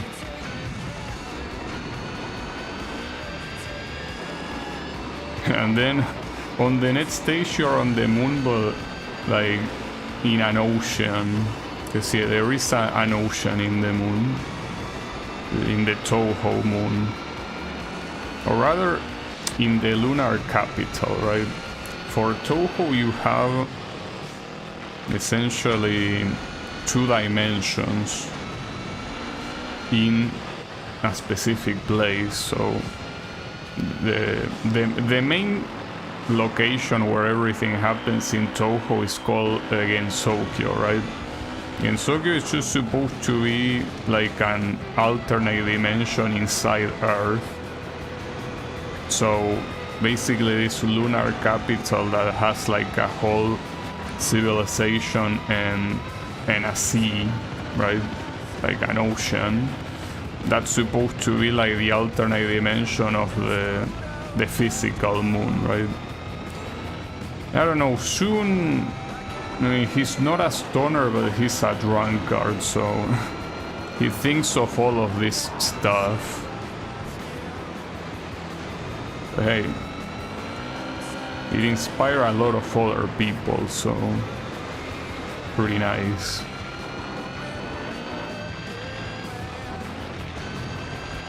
When you start narrating the Toho stories by narrating what happens instead of it being shown to you through dialogue and actions, when you start saying explicitly everything that happens, you are like, what? Because yeah, it's very nonsensical. But that's part of the charm. If it made sense, it would just be boring, right? I think the wildest one of Toho games to explain... well, actually, which one will be the wildest one to explain? Like, to explain what happens in the lore. I will say that it's probably either Toho 8... well, it depends, because see, here's the thing.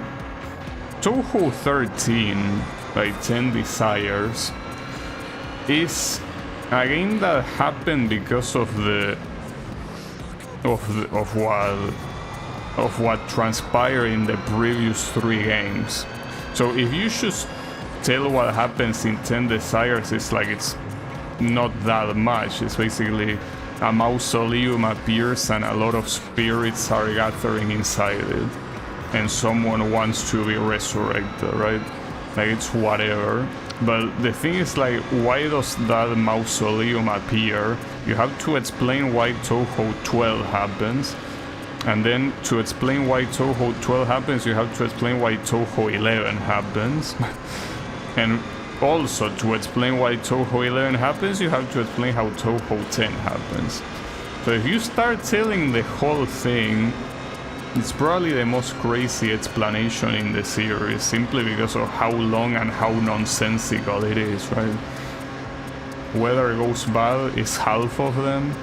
Well, I guess if we include an endless night being weather, yes, that would also be like that.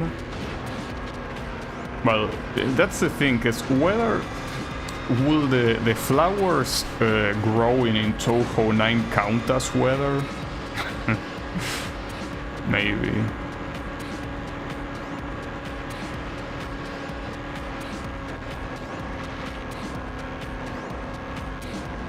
I don't know.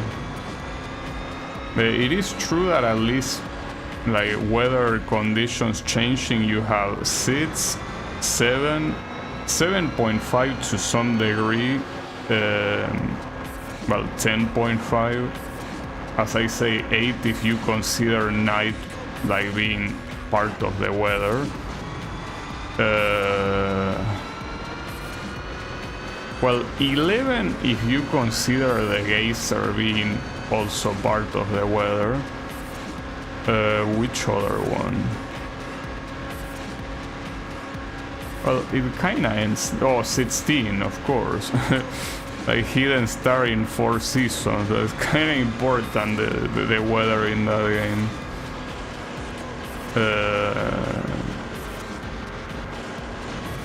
Yeah, I think it's those mostly. The other ones I don't think are really related to weather. But yeah, I guess it is half of them, or almost half of them. But regardless of that, like, just narrating the events of the game, like how the game's, like why the game happens, how the game starts, what happens in the middle of the game, and how the game ends. Like, explaining that in most Toho games feels like like you belong to an asylum. I guess ironically the most well, ironically, no, makes sense since it's kind of like the first official Toho game, at least in the current canon, which is Toho 6, like Embodiment of Scarlet Devil. See, that one is easy to explain. Like, the sky gets covered with like clouds, like with evil clouds, and it's basically the doing of a magician that works for a vampire, and the vampire wants no sun outside, and basically you stop everyone there, like both the magician and the vampire. So yeah, that one is simple to explain. Even you could say it's a very cliche story, but not really. I mean, I kinda, but at the same time, like, it does what it does pretty well. And the fact that it's so simple, I guess it's the reason why so many people like the Embodiment of Scarlet Devil. But then already when you get to Perfect Cherry Blossom, everything starts going to shit when it comes to trying to explain what happens. Because in Perfect Cherry Blossom is like, it's supposed to be spring, but there is winter weather, right? So what's happening? Well, first of all, you go to investigate, and you reach the netherworld, right? Like, just like that, you go to the netherworld, and then you realize that someone is stealing spring, right? Like, that already should tell you what the hell.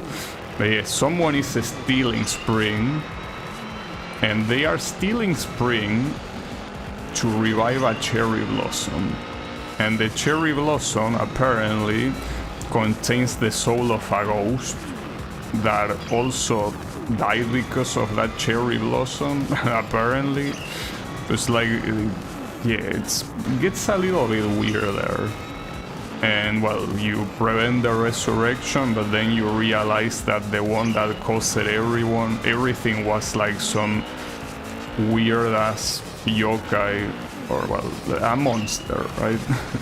That has the power to manipulate boundaries. So that's the reason why they were able to steal Spring. So yeah. That one you can tell there is quite a difference if you compare it to Embodiment of Scarlet Devil, right? And it gets more batshit insane the longer the series progresses. With some exceptions, I guess, but... like, as I say, if I had to explain all of them, you will probably think that I went crazy or that I didn't understand the story and I'm just making shit up. I'm not. Like, they are just like that. You know? They are simply like that. So yeah. My advice personally is, if you're gonna get into Toho, that you shouldn't care too much about the story.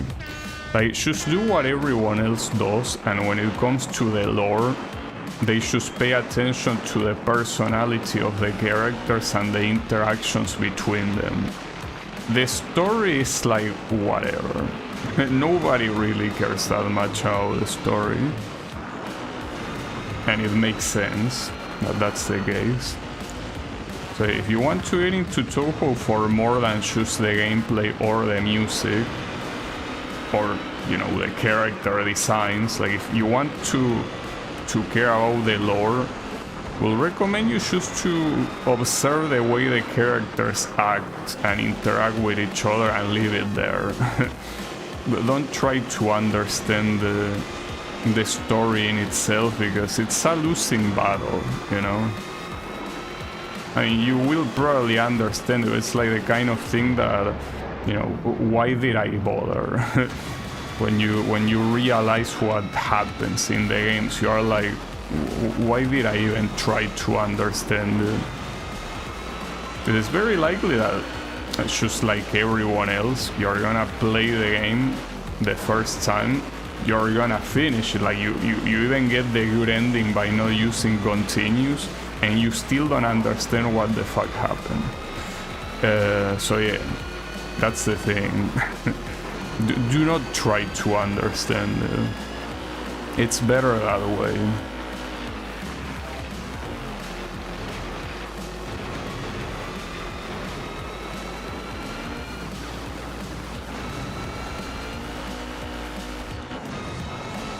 In fact, I think that I remember when I was done playing some of the games and I tried to look up more or less the story and shit, that I basically had to ask myself, how the fuck do you know that that's what happened? And in a lot of cases they simply, like especially the wiki, takes from multiple endings and sometimes even from complementary material. Like, you know, soon release a lot of works like explaining like what each character can do. So yeah, if you just look at the game, you might miss a lot of things.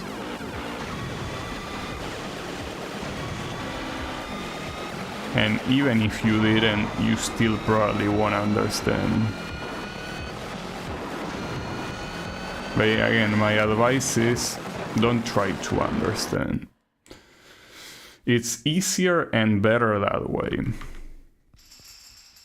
You know? I mind the gap. Oh, thank God I can use this one.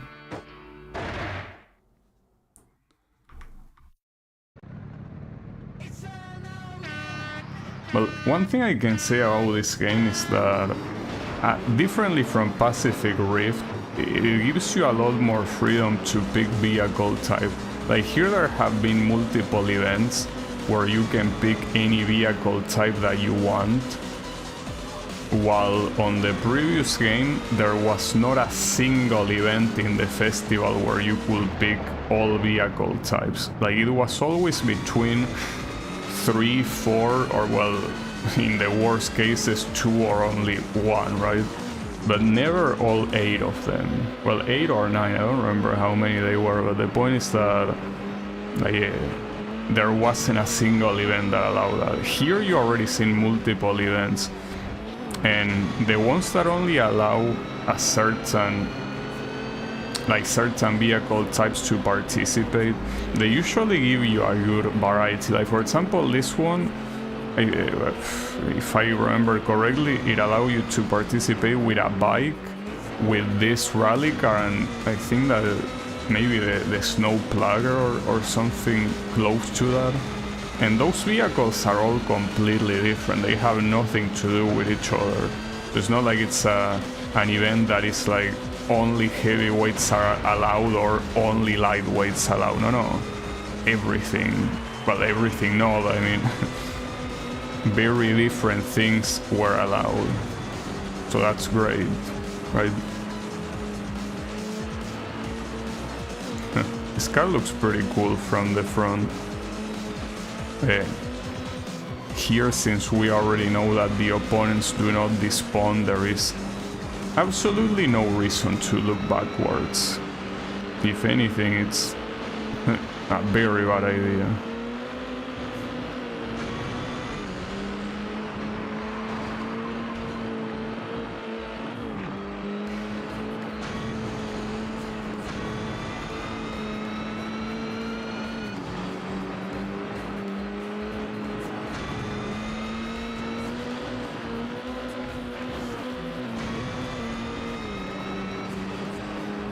And speaking of Toho, it's been quite long since last time I played Toho. In fact, well, yeah, technically last time I played Toho was when I played UFO randomly one day because I didn't have anything to do after beating another game, and I played UFO. But yeah, aside from that I wouldn't really count it.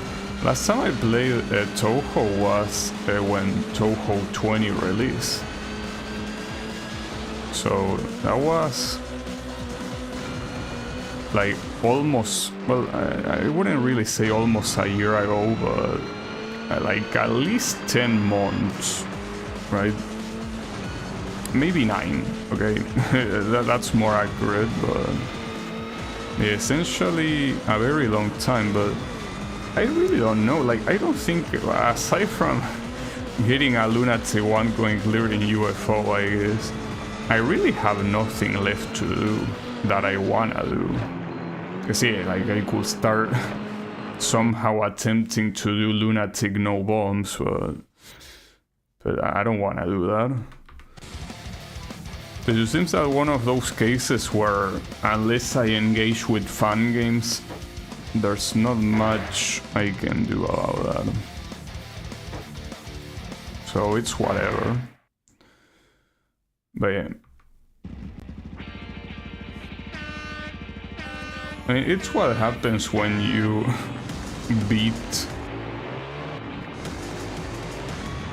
all the games in a specific series. I mean, it's the same as in Ridge Racer. Like, I absolutely love Ridge Racer, but I really don't have any reason to play them again. I mean, yes, one day I will be like them, I really want to play Ridge Racer, and I will, but like, the thing is that there is not really something that I can say, oh yeah, I could attempt this. Well, in Ridge Racer though, I kinda wanna see if I can beat the game with every car. That's something that I should leave for times where I'm not feeling right, because that game I can basically play it by instinct. So it will be the appropriate game to leave when I am not feeling well. Like I already did last time I played it, you know? I know, and I wanna be the guy fan game that has Touhou Barrage. I can't believe that didn't count. But wait, hold up. This is the perfect opportunity to test if missing a checkpoint can still make you win, and it seems that it can. Well, it doesn't disqualify you. Not sure if I'll be able to make it in time with 15 seconds remaining. So you say Touhou Barrage as main content is called I Wanna Be the Barrage. Very creative name. Yeah, I mean, it could happen at some point. It's just that I know that barrages are a lot more different than traditional avoidances, but I'm not a fan of avoidances in general, because you know that Touhou, aside from, well, of course, the patterns, which are kind of like the main thing, there's also a lot of strategizing with your attacks and also your resources, like most of the times that being bombs, but depending on the game could be something else, right? Hold up, I need to focus here because I might not make it in time. Well, even focusing I might not make it in time, but we will see. Oof. There are some very wild movements. Okay, that is enough. So yeah, confirm that in this checkpoint mode you can completely miss a checkpoint and still make it. That was the perfect example.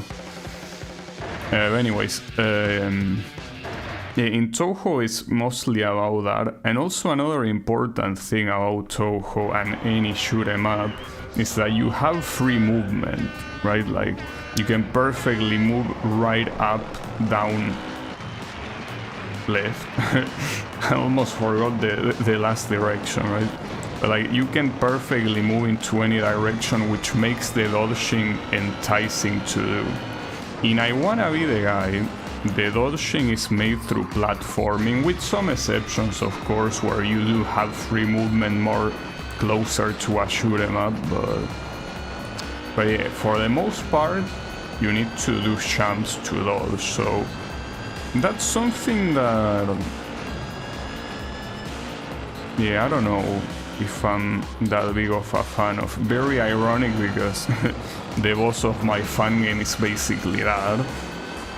But I mean, it's not an avoidance. You still need to shoot and shit, you know.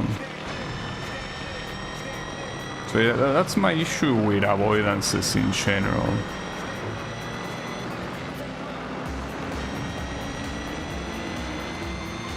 Hey, I could try it. I mean, after all, trying it doesn't mean that I will attempt to play it all. I could simply check how it is, and hey, if I don't like it, I'm out of there, you know?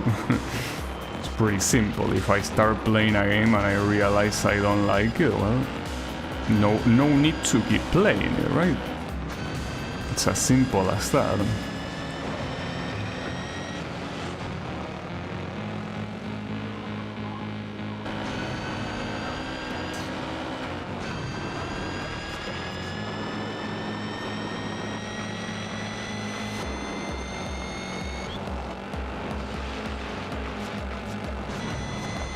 I kinda miss not just playing the Touhou games, but also kinda being super into Touhou, right? When I used to be obsessed about any news, even read complementary material, read forum discussions. That was fun, I guess.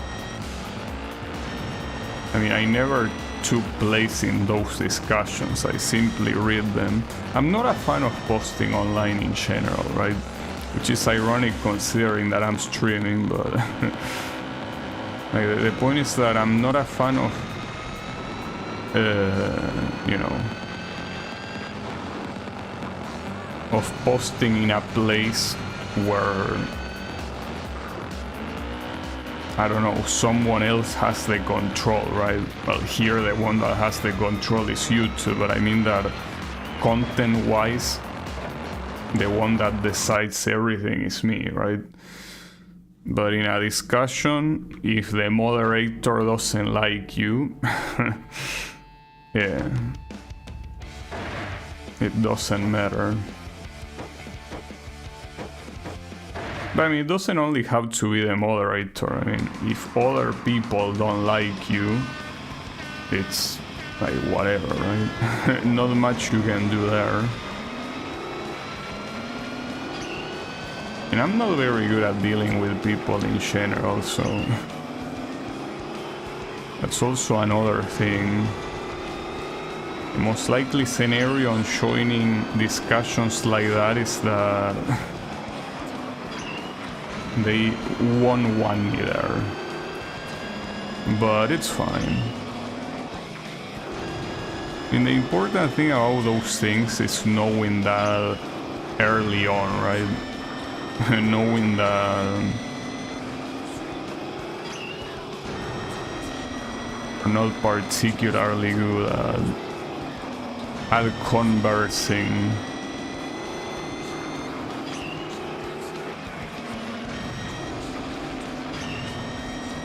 Well, at least not in the internet.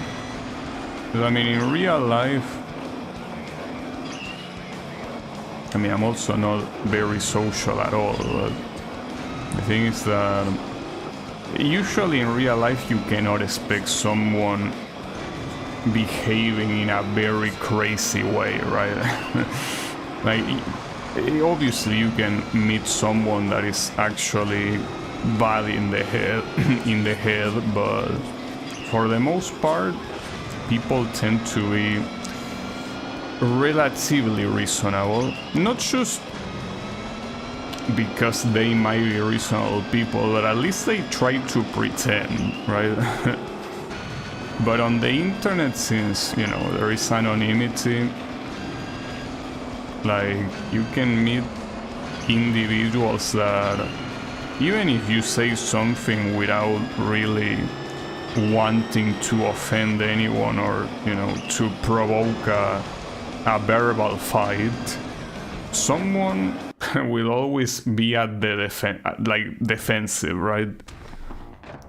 So yeah, I'm not a fan of socializing in the internet or outside the internet, but hey, it's fine. It happens. The important thing, at least, is to just know and avoid involving yourself with with weird people, and the internet is full of them. And the Toho fanbase even more full of them. Also, is this the first race that it rains? I don't remember seeing rain before. Well, weird that it took this long for the first rain event to show up. I mean, it makes sense, since rain is supposed to be... Well, unless you are in England, rain is not supposed to be like a super common thing. Like, it happens, but it happens sometimes. So this frequency will make sense, but usually games that feature rain, they tend to feature it more.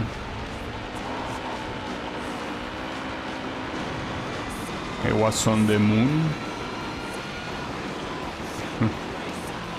Yeah, no, like, see, here's the thing. It snowed, yes, but one thing is snowing and another thing is raining. It's a very similar phenomenon, but I'm saying that it's the first time that it rains water. You know? Yeah, maybe I'm wrong, maybe there was an event where it rained water, but all I remember is snow. Which makes sense for this thing that is Arctic. But man, this makes me feel even colder. Like, imagining myself in an Arctic place and it raining, like, that has to be very close to hell on earth. And it's already cold where I live right now. Like, it's quite cold. Not as cold as it could be, but that makes it even worse to imagine myself being there. It's like, damn. Imagine the cold that you're feeling right now, but like 10 times worse, and with water pouring over you. And that's such a bad feeling, man. And I still remember when I either went to school or to work and it rained. Man, it's such a bad feeling for me to be under the rain. It feels so bad. Because I will say it feels nasty, but I don't think nasty is a word that encompasses. Like, it just feels uncomfortable, right? Like, so bad. And you know that water is most likely dirty as well, because, I mean, you're in the middle of the city. The water most likely is being gathered from very questionable places, so it's even worse. Because, I mean, if you live near the river or whatever, or as something like that, at least you will know that the water is more or less clean. I mean, it could also be contaminated like many rivers or seas are, right? But for the most part, you will assume that it's natural. But yeah, in the middle of a city, that's a different story. And not to mention that if you live in a shithole of a country like mine, it's very common that some streets get flooded because basically I don't know if I should call it the sewer system, right? Like, the sewer system is not ready to withstand a certain amount of water on the street.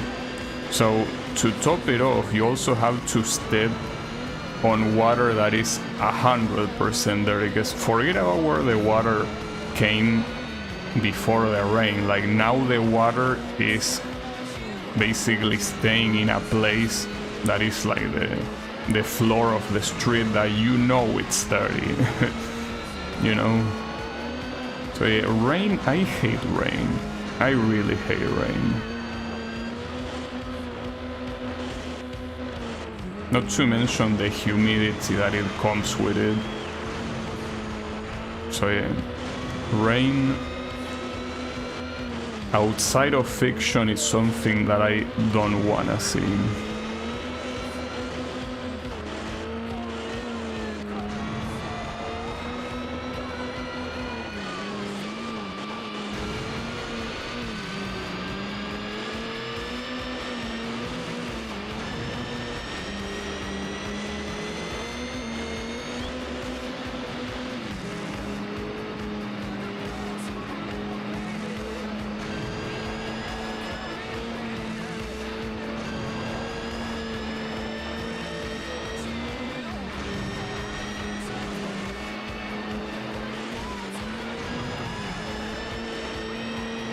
I wonder when I will see rank 5.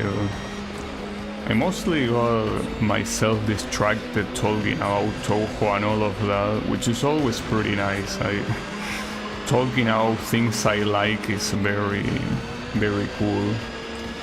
But yeah, I didn't really pay that much attention to the game, but it still is as easy as it was at the very beginning. Like, the entirety of the stream, there has not been an ounce of struggle, with the exception of that one race that I picked the snow plugger in a track that basically was anti-snow plugger. A lot better than talking about things I don't like rain. Well, yes, but I think at least talking about things I don't like is good, not because precisely thinking about things I don't like, but rather it's as a way to let them out, right? like to like talking about shit you don't like has that effect, like kind of like getting a weight off your shoulders. I mean, it depends on which thing, but I think it's more or less like that, right? So I personally also like talking, well, for example, when I talk about how much I hate Street Fighter 5, I have a lot of fun, because the hatred I have for that game is still in me, and it's always nice to let hatred out and not let it stay inside. Yeah. It's also a nice thing. Street Fighter 5, dude. To me, it's still pretty funny how, even though it's not technically 100% correct, how many people ended up legitimately going crazy because of Street Fighter 5 being so shit. Obviously, there were other factors, and you cannot really blame a game for someone going crazy, but it's like in a very oversimplifying explanation, you can essentially tell those people went crazy because of that game being so shitty. The most famous example being Gutex, mostly known for being the PogChamp guy, right? He was simply a Street Fighter player, you know? He might not be like he wasn't a top player, but he was a decent player, right? And he had entertaining videos. But then when he basically put all the eggs on a single basket, and that basket was Street Fighter 5, and well, when you slowly realize that the decision you made of putting all the eggs in one basket was not the best idea, it kinda sucks, right? And that's what happened to him. Of course, it's not the only thing, and as I say, we'll be grossly oversimplifying it. Yeah, I don't know, dude. If Street Fighter 5 wasn't a piece of shit, hey, maybe we will still have Guts as a Street Fighter player and an entertainer. But yeah, we don't. It's fine. It happens.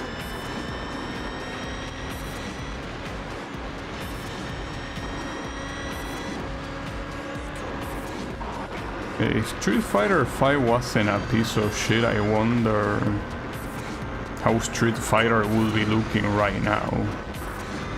Because maybe if 5 wasn't a piece of shit, the one that would have been a piece of shit will be 6, right? Because they were like, oh, well, we have all this confidence that we gain, let's just chip out on the next entry, which is what they did with 5.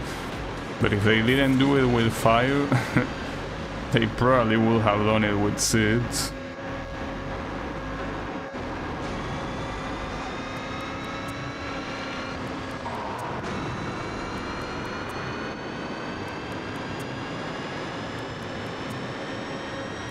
I personally am glad I did not get invested, because when it came out I was thinking to myself, obviously I was a lot younger. I mean, when Street Fighter 5 came out it was 2014, right? And when 2014 I was 18 years old, so barely an adult. So I had a lot of silly ideas in my mind, right? Of course, like, easy to say they are silly now, like more than 10 years later when you're more mature and all of that. But back then I thought to myself, hey, this is a new entry and it's kind of like everyone is starting from scratch. What if I try to get serious about competing in Street Fighter, right? Because in Street Fighter 4 I basically started following it like after the halfway point of its lifetime, and I only started really playing it right at the end. So obviously there was no way you could do anything about that. But with Street Fighter 5 I was like, wait, but what if this one is the game that I take seriously from the beginning and I you know, somehow can manage to be like a world-class player, right? Obviously saying all of this shit now, as I say, it sounds ridiculous, like nonsensical, but back then it kinda made sense in my mind. And then I tried playing Street Fighter V and realized it was such a gigantic pile of shit that I'm like, okay, maybe I shouldn't focus on fighting games. Maybe I should find something else. And well, I really didn't find something else when it comes to competing, but the point is that I immediately backed down. I was like, yeah, no, let's not do this. Let's not do this. Let's not do stupid shit. And I could have easily done that I mean, as I say, I was very young. Well, very young, at least for what I was thinking of doing, right? I could have really been like, okay, I'm gonna fully invest all my time into this shit. In fact, I'll tell you something even more ridiculous. Like, I could have thought to myself, you know what, I'm not even gonna bother entering a university and just full try to compete in Street Fighter, which is, by the way, what some people did. A good example being a player that calls himself Noah the Prodigy. Though I think that not only I think he dropped out of high school. Maybe I'm wrong about that. But I know he dropped out of something. Maybe it was college and not high school. But I like imagining myself in that situation. I'm like, wow. I'm glad I knew better than that. I'm certainly glad. Because at least what I decided ended up going well. I managed to land a job on what I studied. Also managed to use my knowledge to work in a couple of games that, even if they are not anything out of the ordinary, it feels nice to work on something, right? Like out of your own volition and not just in your job, I mean, right? And of course it allows me to stream like this in my free time. So I made the right decision, but I cannot imagine what it would have been of me if I made the bad decision of, hey, let's put all my eggs on the basket that is Street Fighter V. Just thinking about it, it's like what I was saying earlier, thinking about being under the rain on an Arctic place like this one just like makes me shudder, right? Like makes me feel uncomfortable. So imagining going all in Street Fighter V, when you think of it like that, it starts making more sense how some people that were pro players, or at least intending to be pro players, went absolutely insane. Pretty fucked up, but it's fine. I mean, at least for all the people that were not successful, some other people were.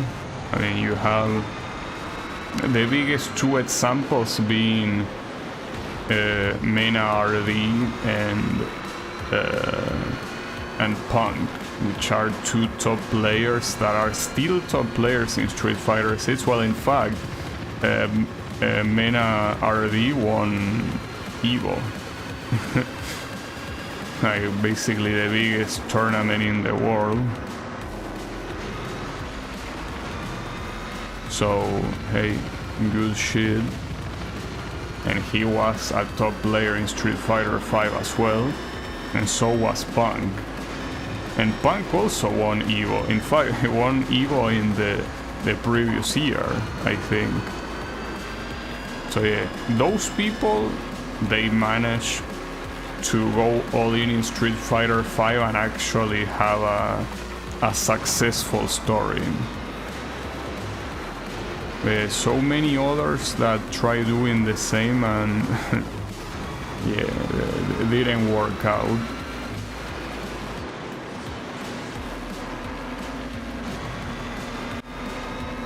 And these are two people from very different backgrounds, because one of them is American and the other one is from Dominican Republic, right?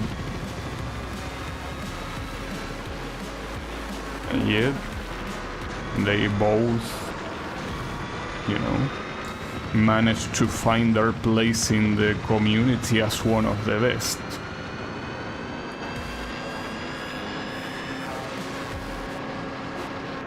Well, I think it also was the case with Angry Bird, right? I think he used to be a top player in Street Fighter V, and he's also from a completely different context. He's from, if I'm not mistaken, the Arab Emirates, right? Or am I wrong? I hope I'm not wrong. Because, you know, right now I'm kinda mixing them up with the top players in Tekken that are from Pakistan. But I'm pretty sure they are from the Arab Emirates, right? Well, regardless, I know that they are from a Middle East country. So you can tell that these backgrounds are completely different, and yet they are at the top of the game. But then of course there's always Japanese players that have always been there. Yeah, I'm talking specifically about the ones that started with Street Fighter V and not that were there pretty much since the beginning, right? Alright. Are we getting to rank 5 or what? No, not yet. Well, I am rank 5, yes, but the events are still rank 4. Yeah, something tells me that this game will be longer than I wish it would.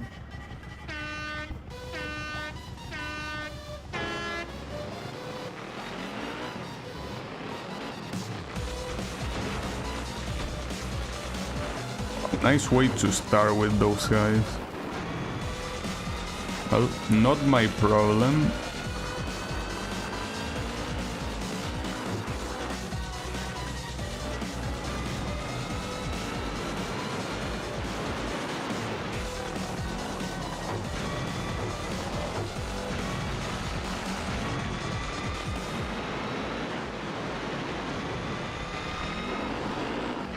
What the hell?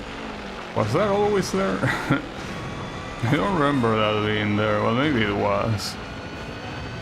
It took me by surprise, because I'm like, what the hell? Someone crashed? But no, I'm in first place. It's fine. Thankfully, it wasn't like a super solid obstacle, so I didn't crash. I should have, because it was it was meant to be a super heavy truck, so it would have been appropriate for me to do a full crash, but hey, I'm not complaining.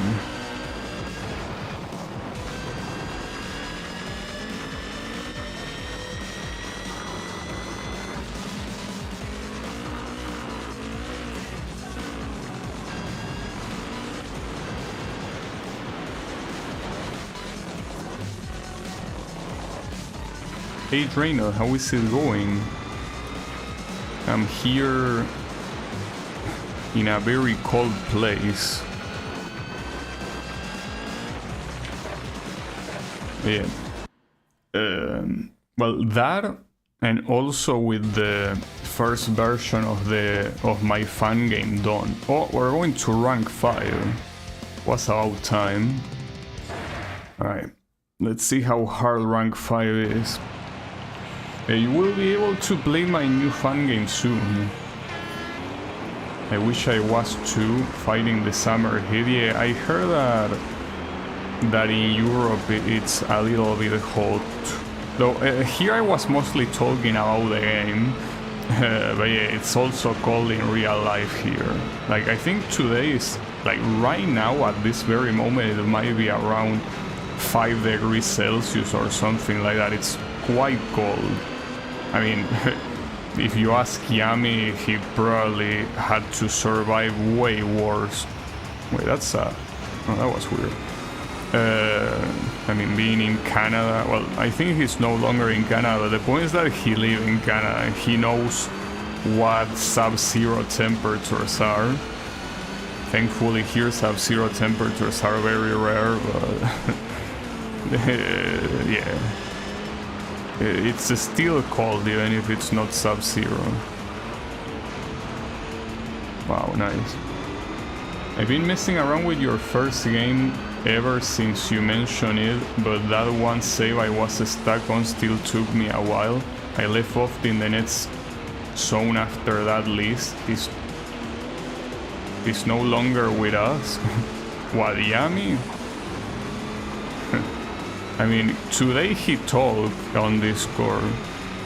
He basically was offended when I said, you know, like, both of you, like Draino and Yami, you should try like playing my previous fan game if you want to finish it before I release a new one.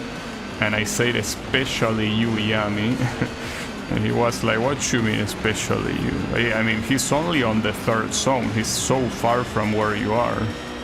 But hey, I'm glad at least that you were able to reach zone 8. Congratulations.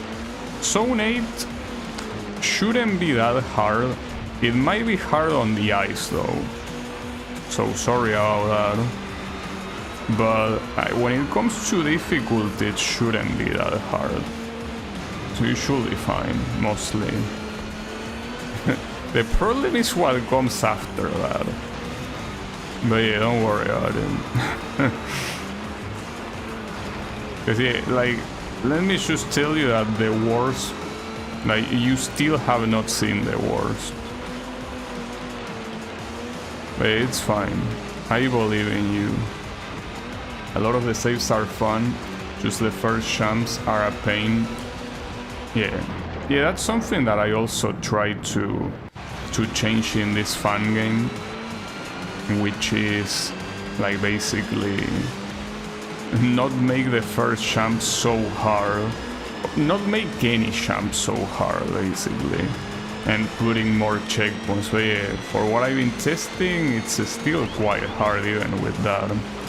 Also, wow, that was a very bad position, but yeah, this is rank 5. So it seems that now is when the races will start getting hard for the first time. It's very possible. Alright, well, I welcome it, because so far this game has been an absolute snooze fest. Like, it's been so easy to win, so it seems that it will finally not be the case. Yeah, maybe it's just that the track is hard. I mean, I didn't drive very well at all, but we will see. If I get mega stuck again, I will just use a save editor to skip it. Yeah, it makes sense. I mean, after all, Yami was able to fix the issue he had. It's very likely that on the final zone you will get stuck very badly.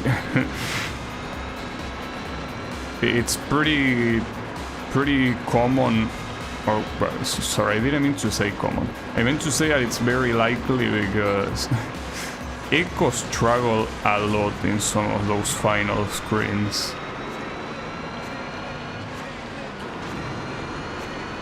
On the right side, you should not struggle with the new game. The problem is that I still think that like regular players that are either just starting with fun games or are not particularly that good at them, they are still gonna struggle a lot, and that's exactly what I wanted to avoid, but it seems that I cannot avoid that. So that's the issue. Well, Yannick is one of the testers, and I fear that Yannick might not be able to finish the game. It seems that it's just way too hard. For players like that, I mean. For you and Echo and company, it should be. I wouldn't say a piece of cake, because it won't, but it won't be as fucked up as the first game. No, there are no. See, that's the thing. There is not a single corner champ. There's not a single gate champ, and there's not a single diagonal. There are only exceptions that are very little, and it's when a gimmick is used, right? Like I do gate champs when you use a gimmick to go through them, but not in a regular environment, right? So yeah, when it comes to traditional gate, corners, and diagonals, there's not a single one. Like legitimately, I'm not exaggerating, not a single regular one. Well, in fact, in the specific case of corner, well, actually, hold up. When it comes to corner champs and diagonals, I think that there is not one even counting gimmicks. I think that only applies to gate. Like gate is the only one that is used when there is a gimmick present and still in very few places. So don't worry, there is a grand total of 0 corner and diagonals. So don't worry about it. You won't have to deal with them. But the good thing is that I don't have to deal with them either when I have to test it. The thing is that some of the gimmicks, and that's the thing, like I'm testing it right now from scratch. Some gimmicks are quite hard. Like unlike my previous game where I guess the only hard gimmick was the frozen one, and precisely because of that I tried to make a lot of the screens easier. In this game, some gimmicks really make some stuff very hard. Particularly the zone that I'm currently testing right now, and that I will continue testing after the stream is done. And then there's also another gimmick that comes after that's also very hard. They were all good gimmicks. Well, in the previous game, 4 of those gimmicks were made by Piece of Cheese. Only the frozen one and the one in the zone that you're currently in were made by me. So, yeah. Here, in this game, all of them are made by me. And it's possible that something similar was used in a different fan game, I don't know. But, yeah. Like, you won't have the consistency of Piece of Cheese. Like, I don't know how you will think of them. Some of them are also relatively basic despite being like made from scratch by me, but some other ones that might be a little bit less basic, I wonder what you will think of them, because the first thought, like, I am aware that when someone encounters something unfamiliar, the first reaction is rejection, right? Obviously you can warm up to it and end up liking it, but I really feel like as soon as you see them, you're gonna be like, what were you thinking, dude? What are you thinking of with these shitty gimmicks? Hopefully that's only the initial reception and later on you warm up to them. I look forward to doing a full lore analysis. Of course. I should probably release it on a weekend, right? Because I was thinking, well, it will depend on when the testers are done and also when I am done with doing changes with the testers, but the best idea would probably to release it on like a Saturday, right? Like I did last time. Because if I release it in the middle of a weekday, I don't think many people will be able to play. I mean, I know for a fact that Echo is usually busier on weekdays, and you probably are too, right? So I don't know if releasing it there is a good idea.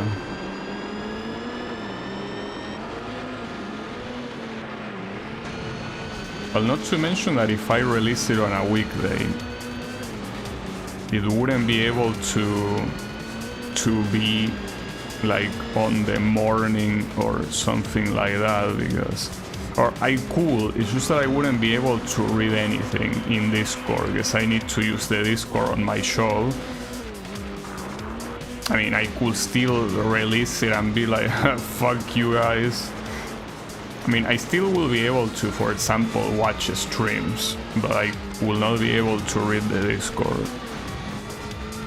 So yeah, I think that the best is just waiting for a weekend to release it. I don't know.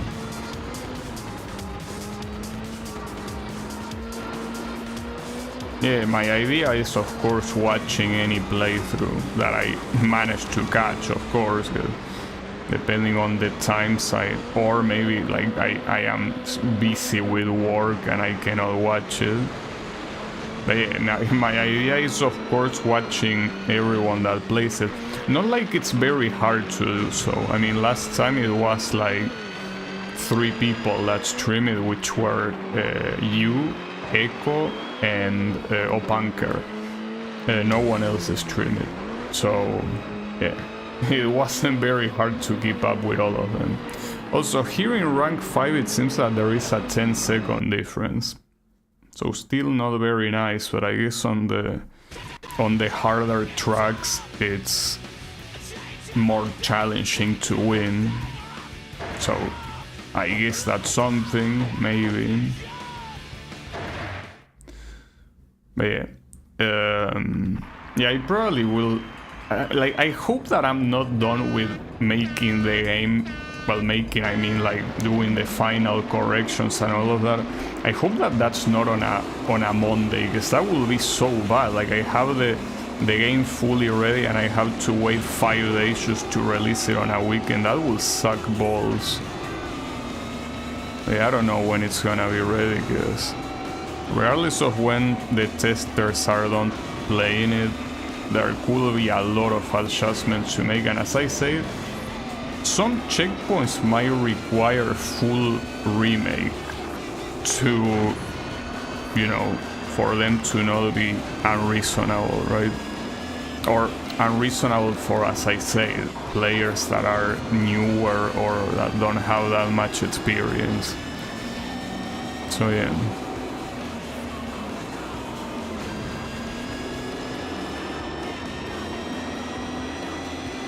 We will see how it goes.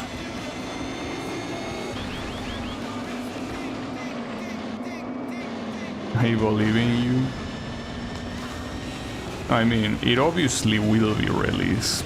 That's not allowed, especially since the game is done. The only thing left are balance adjustments. The game in itself is fully done, so obviously it will be released. Like, even if I fail to do the adjustments I want to, I will still release it in whatever state it is. So yeah, don't worry about it. I mean, after all, these are the kind of things that when you put so much work in something, you... Oh, I almost lost that. Damn, that was close. When you put so much work in something, obviously, you want to release it no matter what.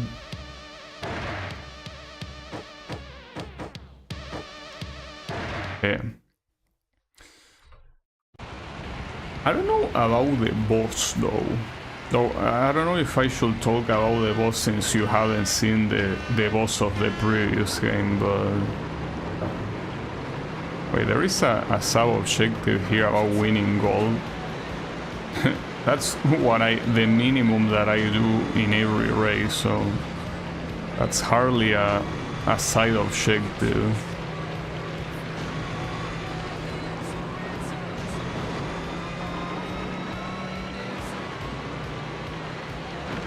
Oh, I thought I was gonna be a crash. Yeah, I was about to say that the boss could be quite a difficulty spike, I feel. And you know how a lot of times that I play fun games, I'm like, man, if they remove the ability of fun game makers to make a final boss, their games could be so much better. I feel like right now I will be guilty of that, because the thing about the previous game like yes, the boss is pretty hard, but so is the rest of the game. So if you manage to make it to the boss, I doubt that the boss is the hardest thing you're gonna do.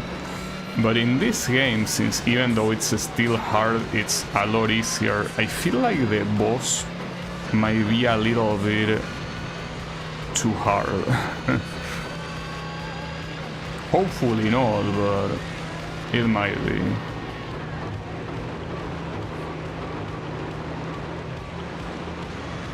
I don't know. Anything can happen.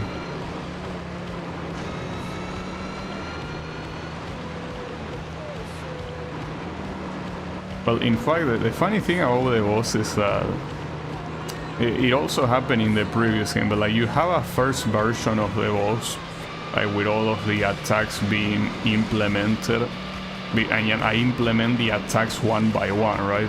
So then you test the whole boss fight, and you realize that some attacks are so fucked up if you're supposed to do the whole thing without dying. And since they are late into the fight, that's unacceptable, right? So yeah, I had so many nerfs. Not nerfs as in the thing in your head, or nerf as in nerfing, right? Like I nerfed that fight so much, and it deserved being nerfed, but just that kind of thing that makes you think then I'm completely destroying this poor boss from its initial potential. But yeah, the thing is that no one likes a boss that fucks you up halfway through, and in order to get back there you have to go through a lot of other shit. I mean, you still have to do that here, but the idea is that the attacks are balanced enough to not be a massive pain in the ass. Or that's what I think. The testers will determine if that's true or not. But yeah, I don't know. Too many questions, yet an answer. Alright. Let's keep going. Hey, honestly, dude, this game is quite not good. I wanted to say it in a more, you know, a less aggressive tone, but yeah, it's just not good considering, especially it's on the PS2.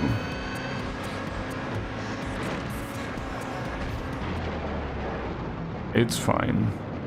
Don't worry about it.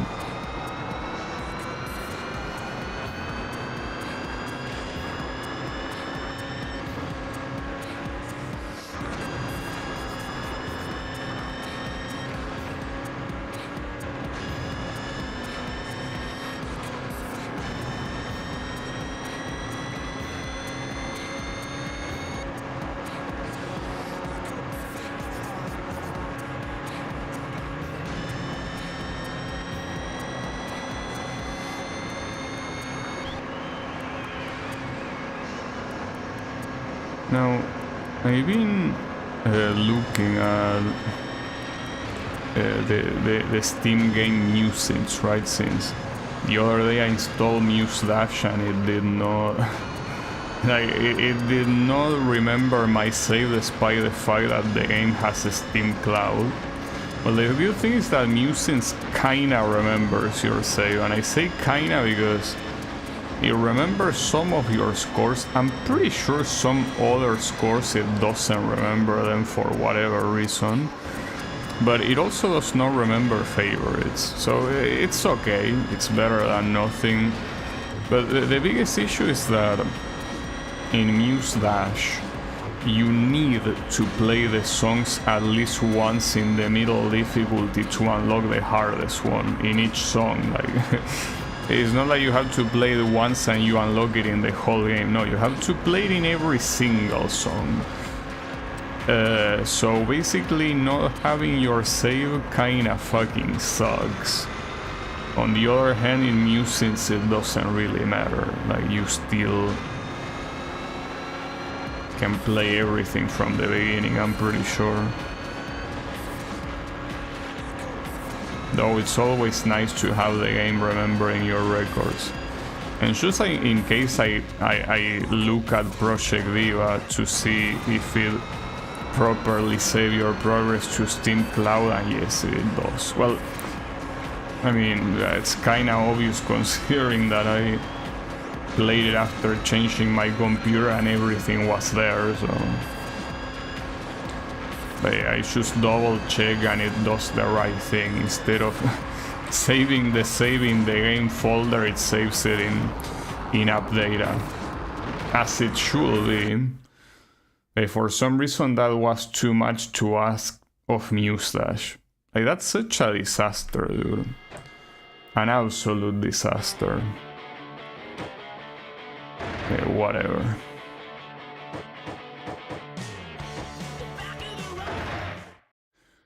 Okay, should I do all of the remaining rank 5 events before ending the stream? I mean, after all, today's a Saturday, so cool stream as long as I want to. So yeah, why not?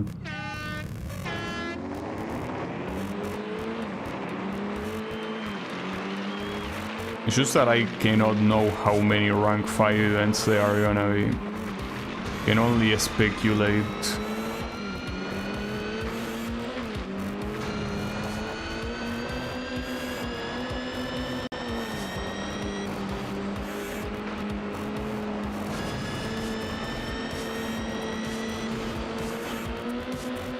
Uh-oh. Yeah, of all the places you wanted to be, that was the last one you wanted to be. Like, you could be in many places right there, but not right in the middle. It's fine, don't worry about it.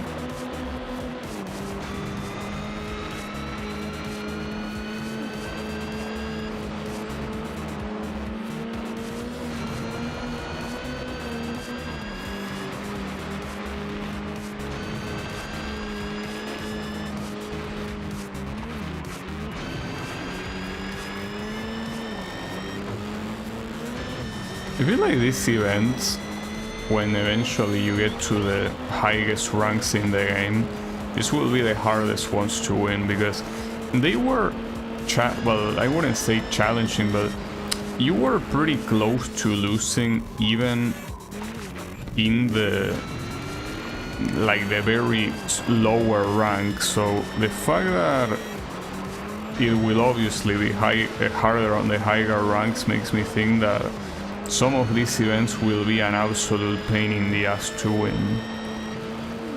But until that happens, let's just enjoy the fact that they are just slightly challenging. Right. And so many races now actually have that side objective that is essentially winning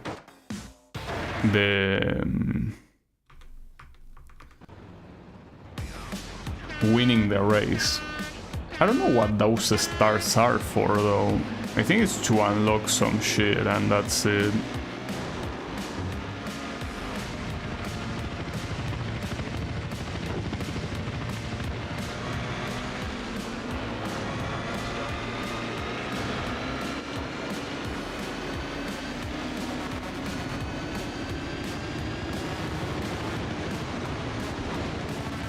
Oh wow. And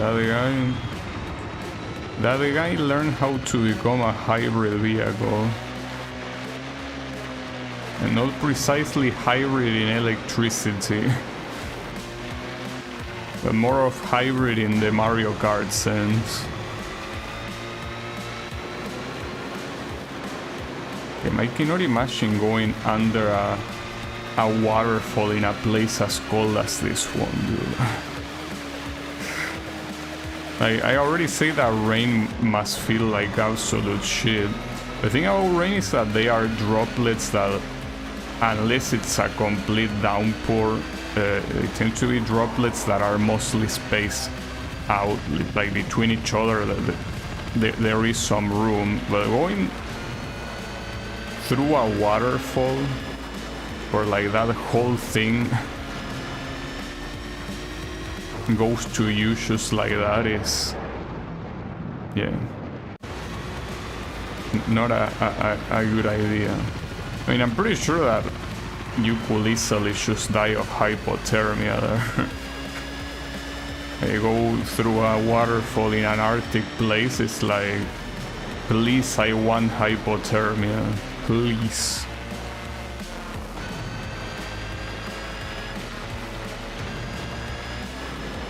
The moral of the story is, do not mix water and a cold place.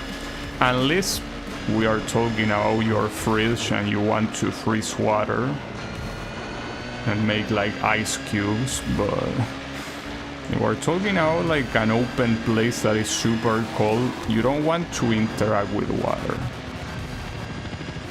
Unless, say, the water is warm, but that wouldn't be something that you find in nature. Well, there could be hot springs, but yeah. Oh shit. How did that happen?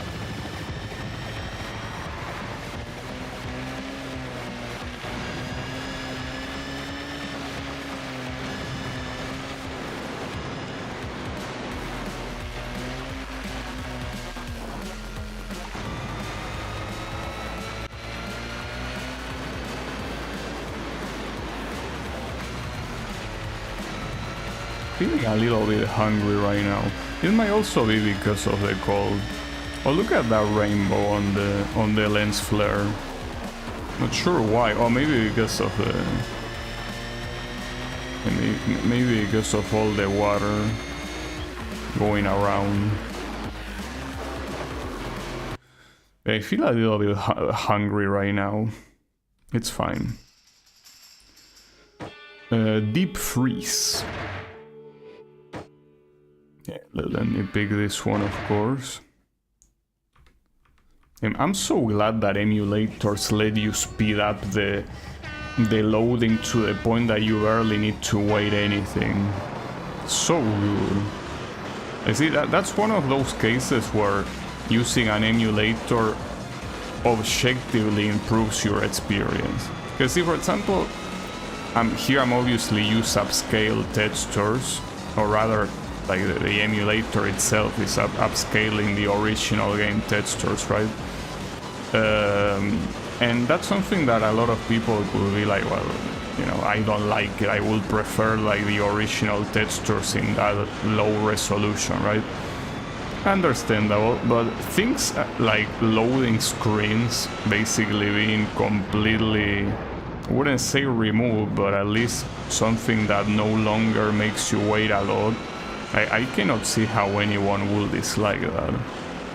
I mean, unless it's a loading screen like the one in Budokai Tenkaichi, where there is a minigame in the loading screen. Aside from that, it's like, why would you want to look at a loading screen, right? So emulators allow you to pretty much bypass them. That's of course also assuming your computer can handle it, because the way you bypass it is by removing the frame limiter, and at that point it fully depends on your processor to, well, particularly process the game fast enough to make the loading screen go away quickly, right? If your processor is not that fast, well, it's not gonna make that much of a difference, but it all depends on that.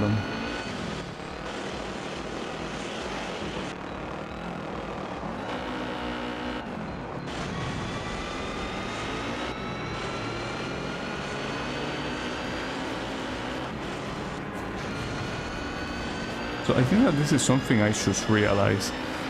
these tracks are like reverse version of other tracks, aren't they?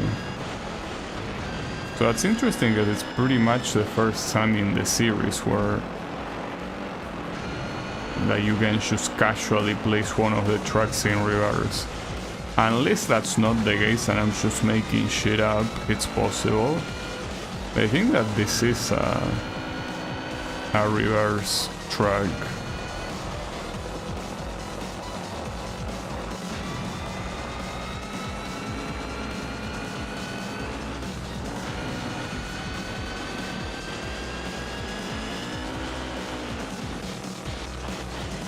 Don't do that, champ. It's not worth it. Not to mention, I'm pretty sure not possible at that speed. We'll need to somehow get it in a nice angle. Ah, shit. Ooh, I almost died. Yeah, maybe I'm just making shit up. Maybe this is not the inverted version of any track.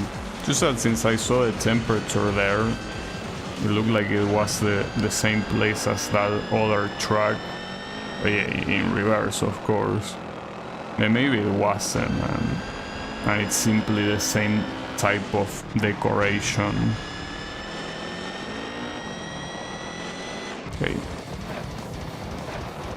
So yeah, I wonder how many more rank 5 events there are gonna be, because see, I don't know if it's a good idea to... Oh, I didn't even see what I unlocked there. Apparently it was like the first time I unlocked something like that. Oops. It's fine, I'm sure it's not that important, right? Surely.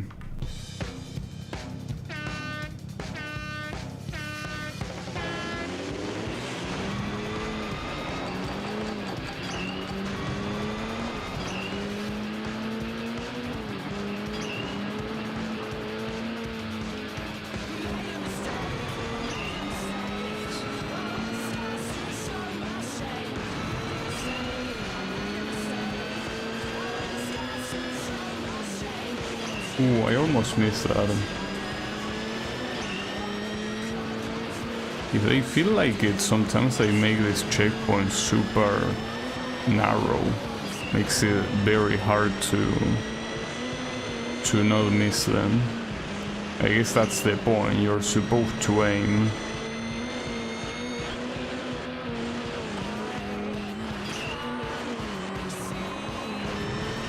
Oof. I'm glad I did that slow.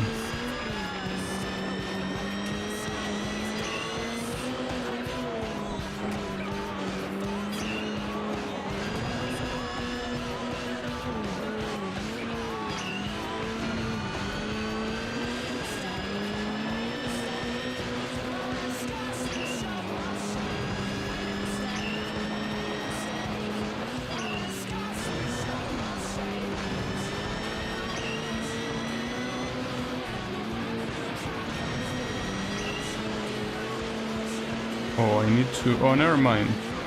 Oh no, yeah, I do need to jump. Was about to say. But it's fine.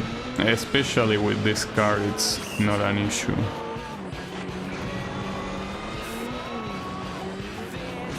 If it was the snow plugger instead, good luck with that. We don't need to use that. But even if I wanted, I couldn't in this event. Thankfully.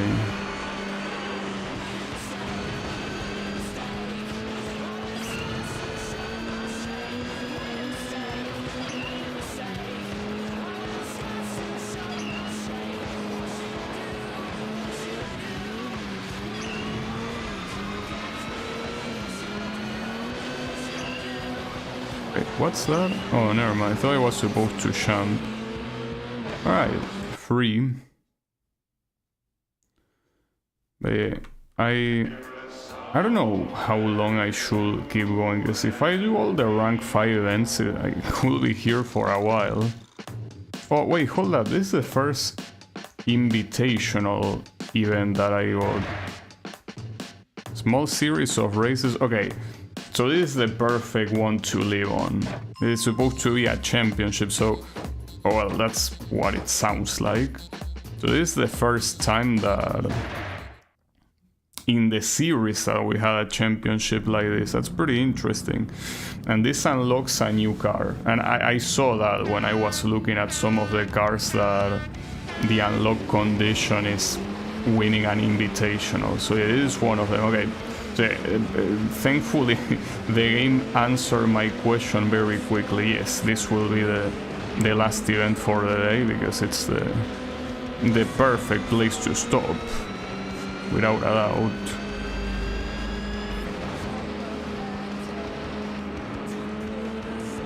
The question is if I will be able to win, and an even better question is, how are the points handled? How many points does the winner get? How many points does the second place get? And, well, an even more important question is, can you restart a single race, or do you need to restart the whole tournament? Well, for now, if the idea is to win all these races, none of those questions are gonna be relevant. I mean, you can have the idea and not be able to execute it, right?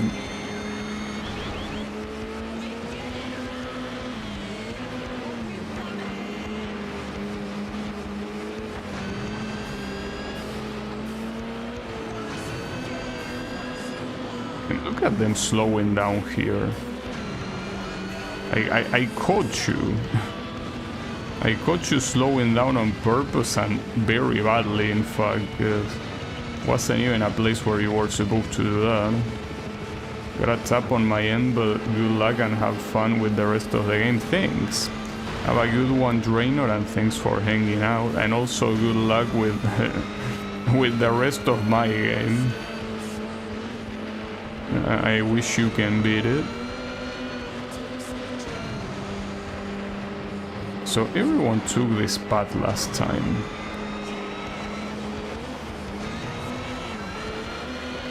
Right, so it does seem to be the best path to take.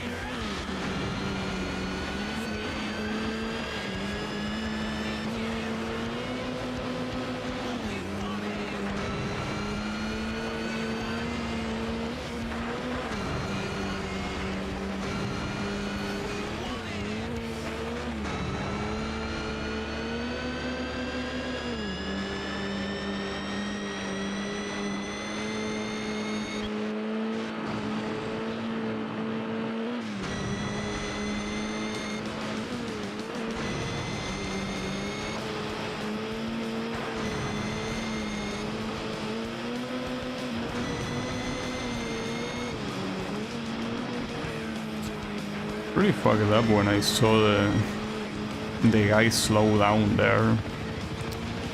I mean, it's obviously the way the AI works. Like the way they make the lower difficulties is not by doing anything other than just slowing them down like that. Okay, so the first play gets 12 points and the second one gets 10.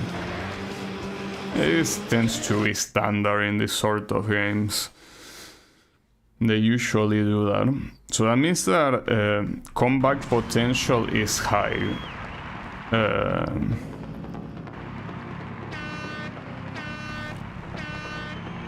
Because essentially winning a race doesn't mean that much. Of course, if you win a race and then you get second and like that, I guess it's more balanced, but it's in a lot of other games the first place gets like a significantly higher amount of points than the second one. So if you manage to secure a victory, that's already a huge advantage, that unless there is another one that's always either first or second, that tends to solidify your lead very well. But I think in the majority of racing games it works mostly like this, like it's a more balanced distribution where the first place is not really given that many points compared to the other competitors, right?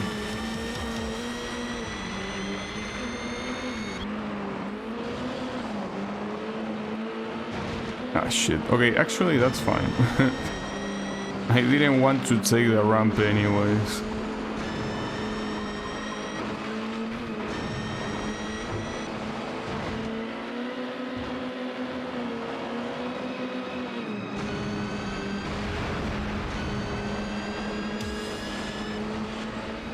Uh-oh.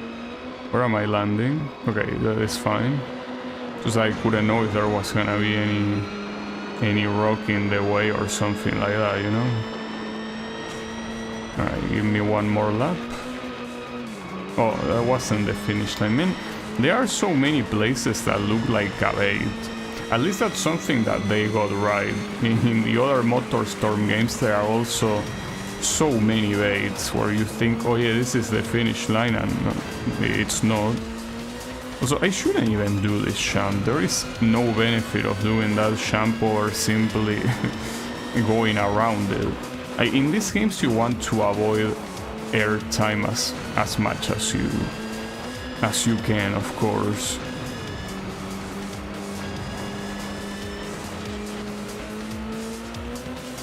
Is the rock gonna hit me? No, it's there. Alright. At least by winning twice, it's a good way to be like less concerned on the final race. So the question here is if the other competitors, if there is a favorite for the game that constantly gets second place. For instance, I don't remember who got second place last time. And here it seems like the time difference is so big, we won't see it either. Well, according to the overall standings, no. The same one that got second place was not the one that got second place here. So there doesn't seem to be that much of a favorite for the game.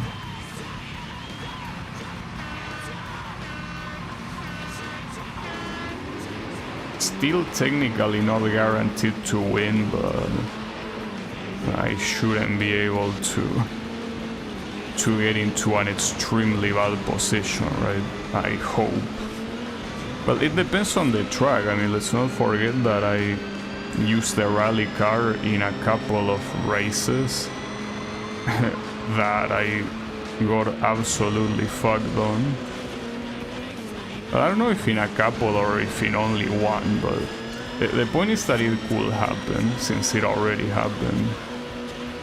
Yeah, I'm not sure if this track is hard. I don't think it is. So we should be fine, mostly.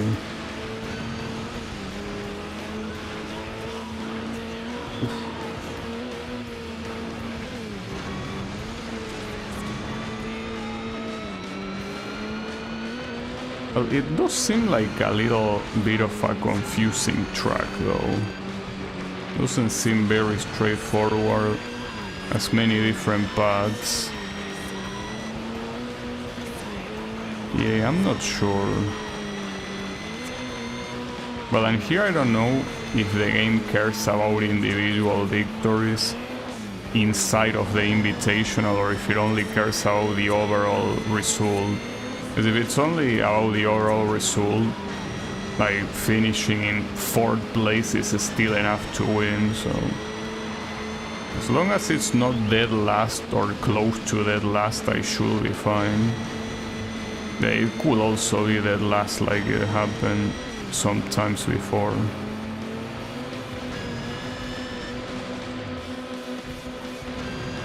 At least here it's getting slightly more exciting because the opponents kinda do get a little bit more, well, faster. Didn't mean to say more faster, I mean they get faster. But I still think the AI is very bad. Like, it basically has the same issue as Pacific Rift turn up to 11. Like that lack of interaction from Pacific Rift, but a lot worse. So it's possible that it might get more exciting later, but even if the AI gets tougher, the regular logic is still not good. Like, it's still something that could have been done better, and you don't have to look at any other game franchise, you just have to look at the first MotorStorm game. And even though there is a lot of bullshit in that game, I think that the AI is at least done as it should. Well, that was a perfect win. So we unlock a car. I don't know if it's a rally car or what type. Yeah, it's called Osutsu Senpai. I'm assuming it's a rally car because of the way it looks. I also think it was in some of the previous games. So yeah, with this event we are done for today. Well, the game auto-saves, but just in case I'm gonna manually save, because you know that in these consoles I am very, you know, paranoid about losing my data, so I don't want to lose my data, so let's just save like that, no problem. Oh, by the way, Recreation doesn't have anything, like just has time attack and free play, so unlike the previous game there is no additional campaign, so the regular festival is all you have, so I'll continue that tomorrow. So thanks everyone a lot for watching, and I'll be seeing you on the next stream with more Arctic Edge. So have a good one and take care.